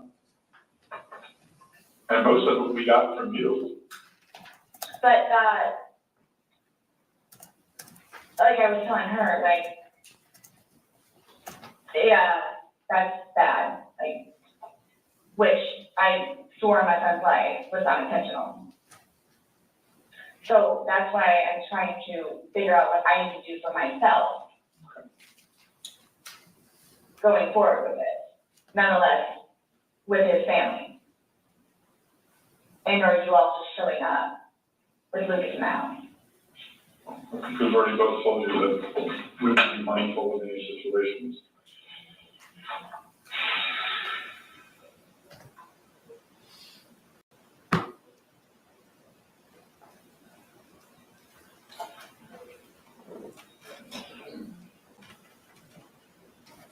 So do you guys, I guess you're gonna call me tomorrow? Or do we have to come back down here? I'll chat with you next time. I have no idea what I'm gonna call you next. Isn't the report come out tomorrow? Our report. I'm just saying the report is generated through us, and the sheriff's office is a public entity, so if someone were to come request something, then. Not talking about, like, I'll talk to you. She's waiting and doing more follow-up, but, She's looking at him, again, yeah. but she won't be finished with him because she's pending further stuff.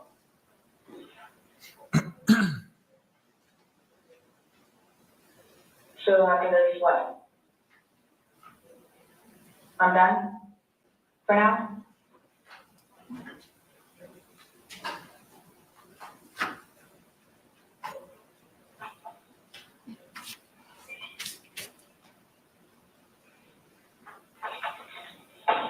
How long does this stuff take to get back? The FDA results? You won't get back the swabs and stuff. We'll say, I don't know about it.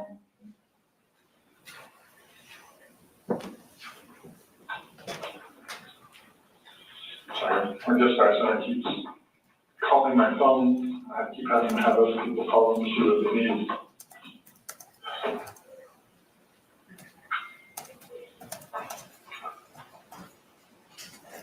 I hope you all can really both truly understand that that was not my intent.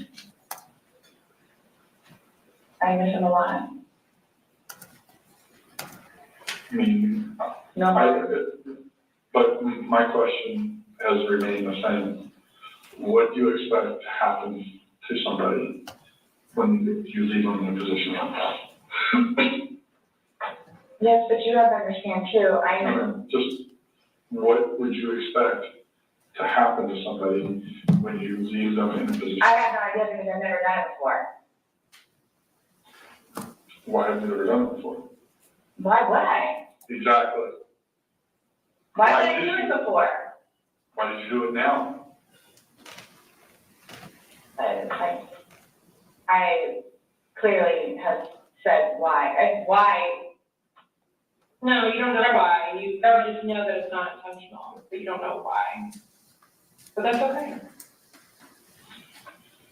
Really? I'm not trying to force you to say something that you don't know.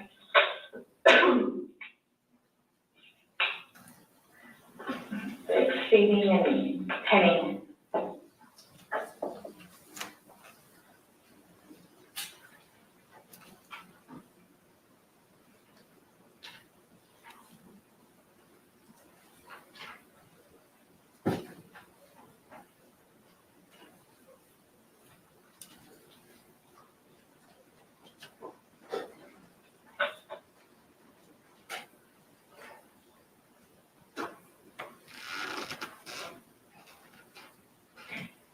The fact that you guys would feel that I'm that kind of person.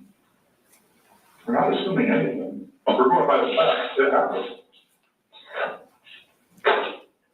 Like you said, you don't know me.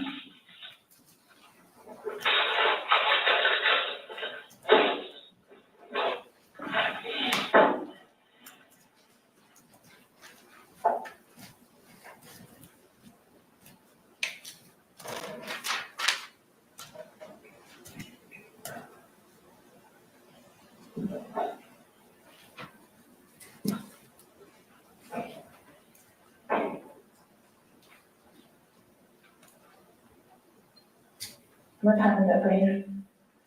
4:46.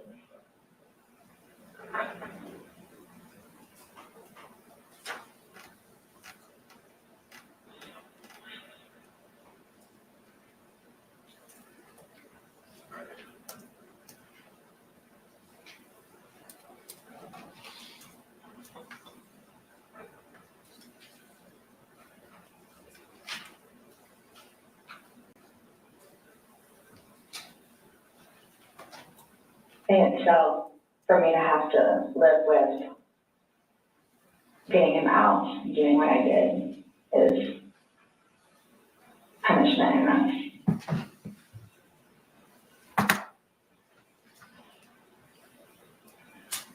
I think that's why I haven't slept. Because that's all I see. So that right there says something.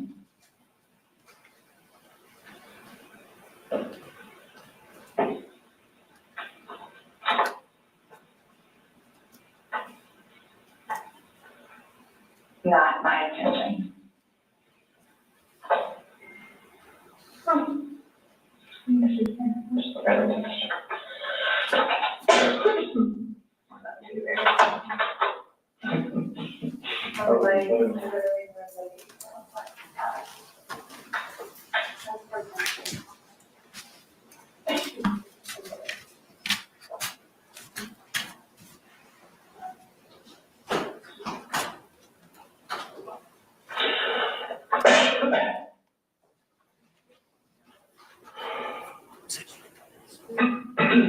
Nonetheless, I have to live without him now. Nonetheless. Punishment in itself.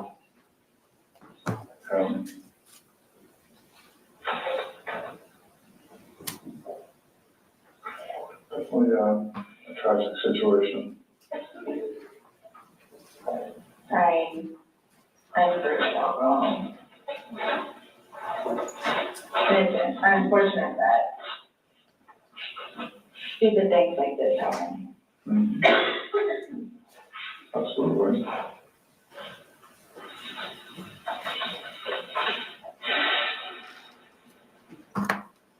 Nonetheless, I have to live without him now.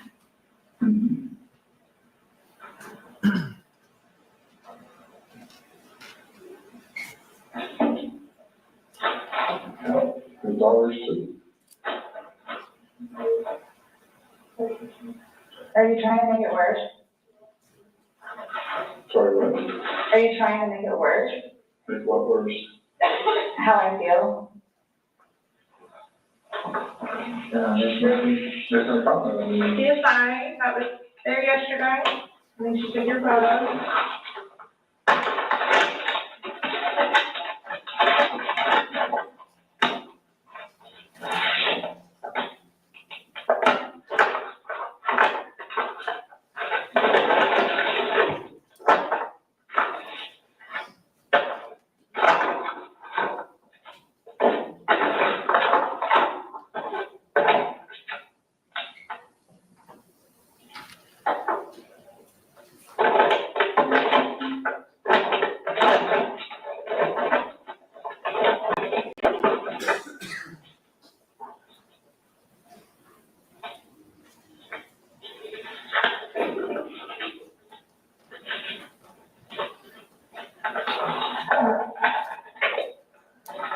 So I'm just gonna take a swab and go around on one hand and then do something for your other hand.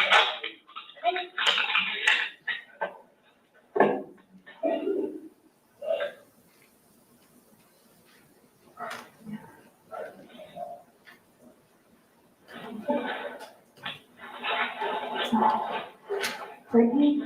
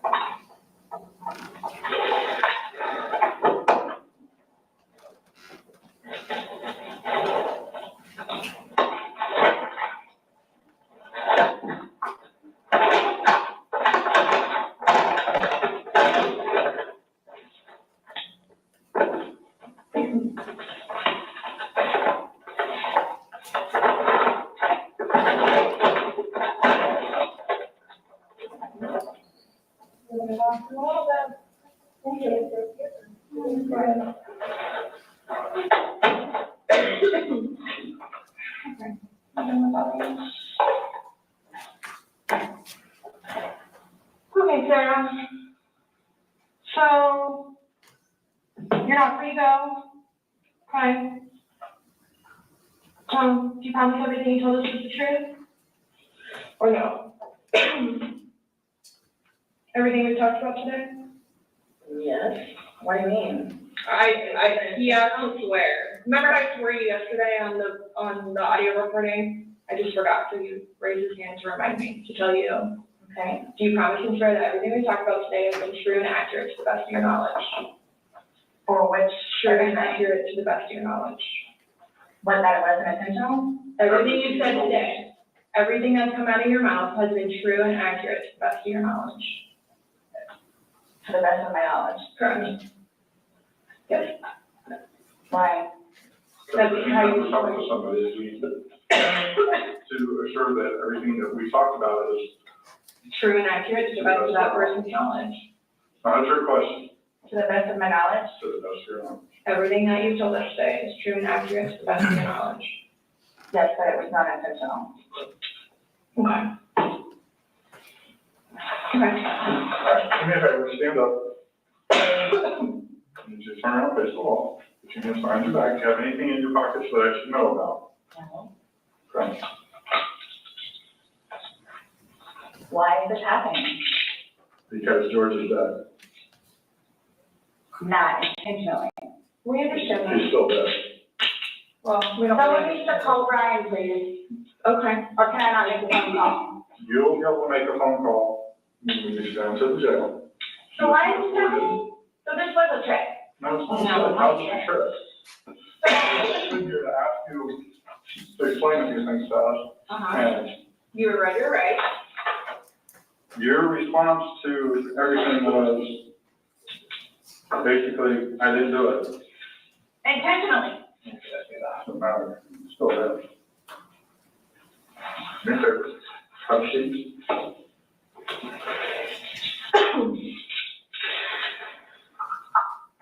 Really? So if I didn't show up. Why is this happening? Because Before you all said I could leave, when that I was done after that. we were done, yes, we were done. Absolutely, So now, so that's what it is, we are done. right? Not intentional. Okay. So what am I supposed to do now? You will, Someone needs to call Brian. Lucas is waiting for mom to come home. This was not my intention. I thought I was waiting for you all to come and figure out what's what and how many. that's what we're trying to do. And I was going to be able to go home and see Lucas. Now he's just not gonna have me come home. So there's nothing that I can do. No, There's nothing that I can do in order to go home and see Lucas and prepare. you'll be afforded a time in court, you'll be afforded an attorney, you'll be afforded a chance to talk to a judge and all that it'll be worked out. But what's the time frame for that though? I have no way, they will tell you, you should make first appearance by tomorrow morning, if not tonight, depending on how things are busy, how quickly you get down there. I don't work in. Suspicion that it's gonna happen. And I need water like really bad, dude.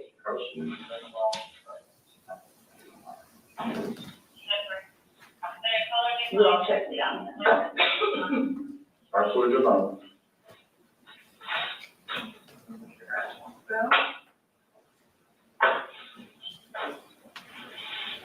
I just got those. Okay. Yeah, you're not allowed in the jail. So I can't even figure out what I got. What? Am I going? And what am I supposed to do with my car? So you find where it is. When you get down there, you'll have 3 phones, you'll be able to call. What, as soon as possible? Yeah, once you get down there, get hooked in, you'll be able to, use a phone in the waiting. And how long will that take? Because I need to talk to Brian. Yeah, no, it depends how busy, how quickly they get you through. I would say within the hour. It's a 3 phone call in the lobby, it's a 3 phone All I'm call. doing is bringing their time to bringing up She has no clue. So can I ask you, or whoever it is, those holding cells, the holding cells, am I gonna be talking about those? I don't know. Last time I had a panic attack. Let them know that. Yeah. I don't know. Well, you're familiar with the big bay. As long as you go in and you act civil to them, they'll set you in the big bay. You'll be left there for Can a you while. request that when I'm there? No, that's not us. We don't work at the jail. As long as like you're saying, if you don't have You to. go in and act like this, you'll go in and they'll put you in the big bay. If you go in there screaming and kicking and yelling and How do I cursing, do that? I don't know. I'm just letting you know that's what happens. That's how they weed people out. If you go in acting like this, So I asked for the big bang? they'll put you there as long as you're acting like this. I did, because the last time I had a major panic attack with the little thing. Hey, change the question. Thank you. I have not. So what am I gonna do with my purse? Okay. At first it's gonna come, but the clear up and stuff can't, so. I put the lock out too, my bad. Oh, no, it's all good. Mine are no options. What made you all decide to do this? They just decided to do this. Uh-huh. Georgia said. You guys, I knew this was gonna happen. You did? Okay. So I came back to the village. Yes, absolutely. We were trying to figure out what's going on. We're still trying to figure out. Unintentionally. Okay. Don't forget, I have my, I don't know if it's able to see or not. I apologize. I have things in my car that I need to. For your. What kind of stuff you have in your car that you're worried about? Well, I have my medication. Okay, they have a pharmacy there, so if there's something that you have to have right away, you'll be seeing a nurse. It's candy pack stuff. Well, again, when you get checked in, you're gonna be seeing a nurse. And that, they have a pharmacy there, so they'll be able to take care of any kind of that stuff. That protocol is out of my realm. I don't work down there, so I don't know, but I do know they do have a pharmacy. And that you will be afforded to see somebody. Got it? Hold on. Yes, sir. I was saying. All right.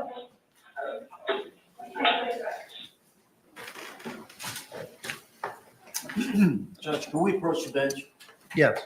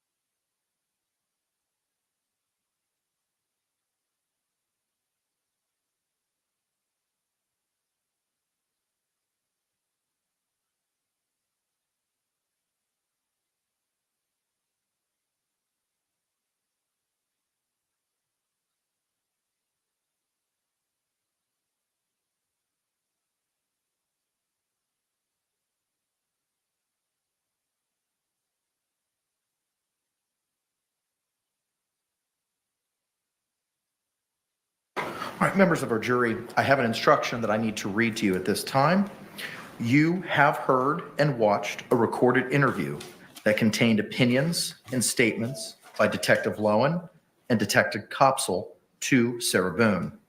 These opinions and statements are pertinent only to explain the reactions and responses they elicit. You are not to consider these opinions and statements by the police officers as true, but only to establish the context of Sarah Boone's reactions and responses.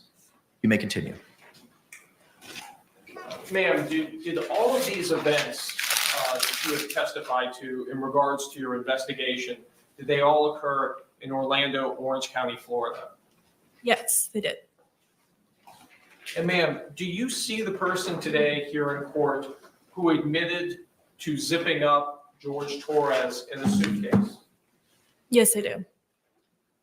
Do you see the person today here in court whose voice you heard on the suitcase video taunting George Torres? Yes.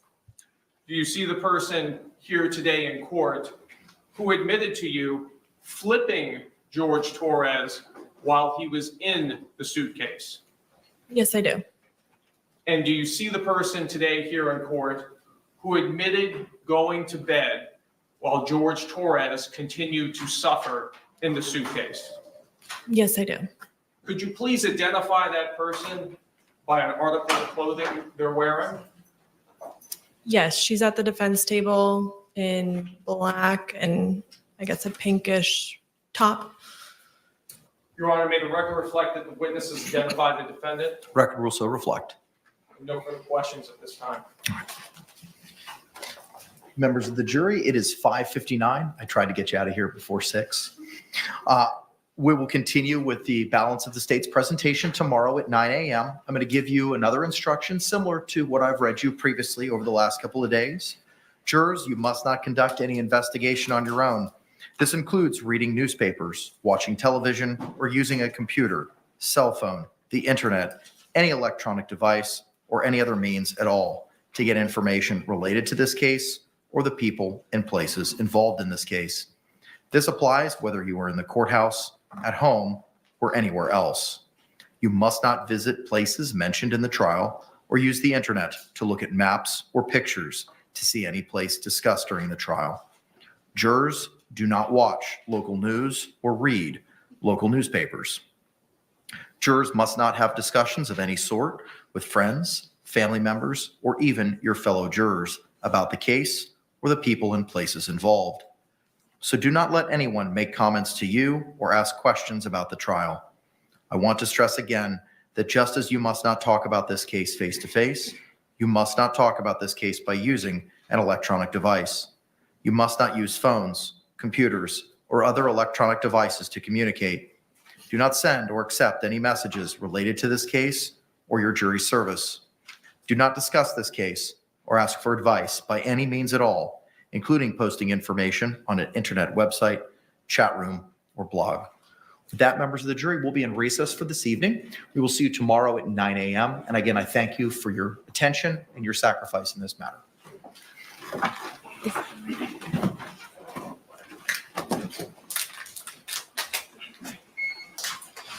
Jury exit.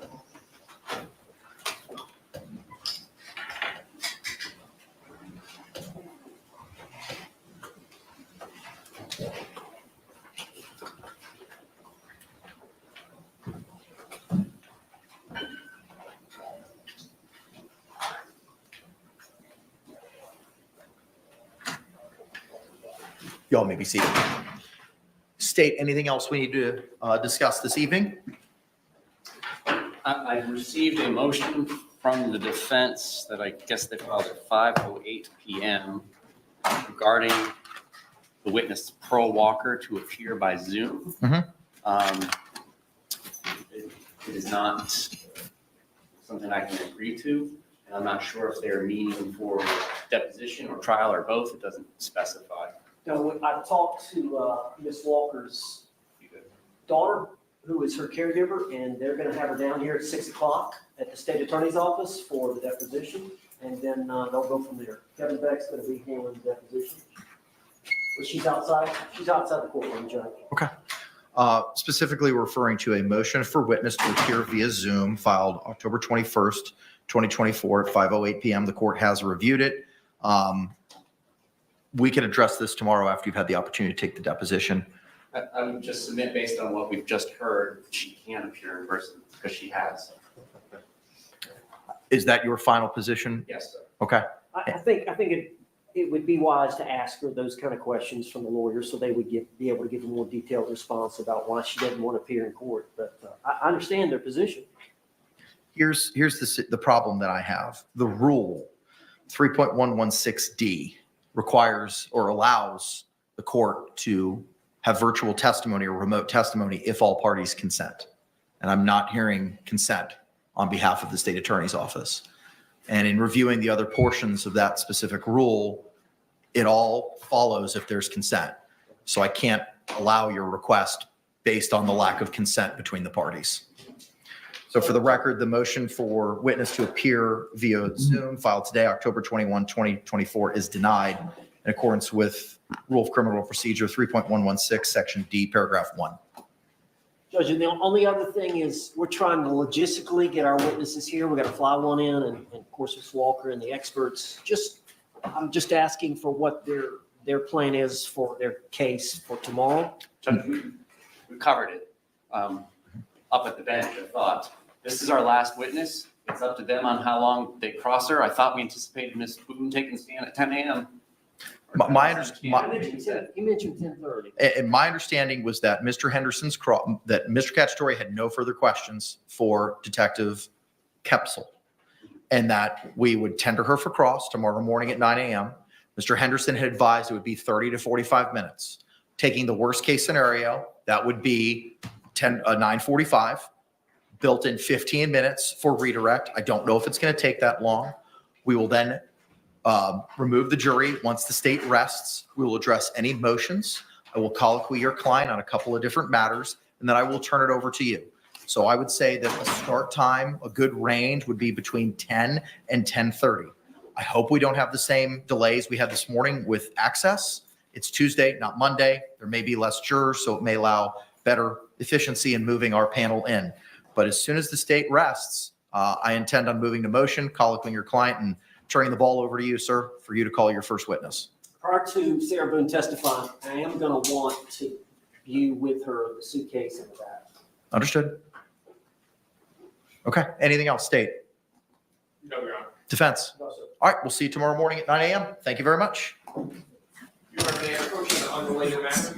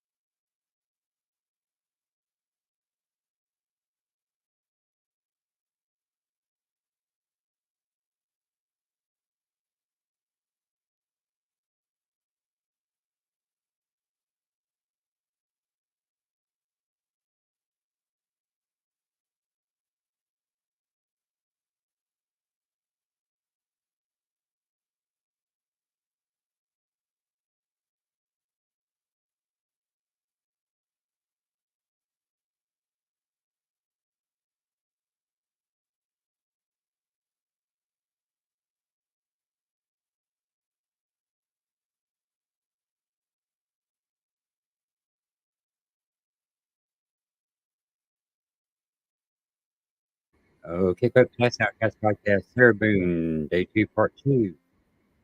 Part 3, day 3 will be up sometime today or tomorrow. Thank you for watching. Have a great day, everybody.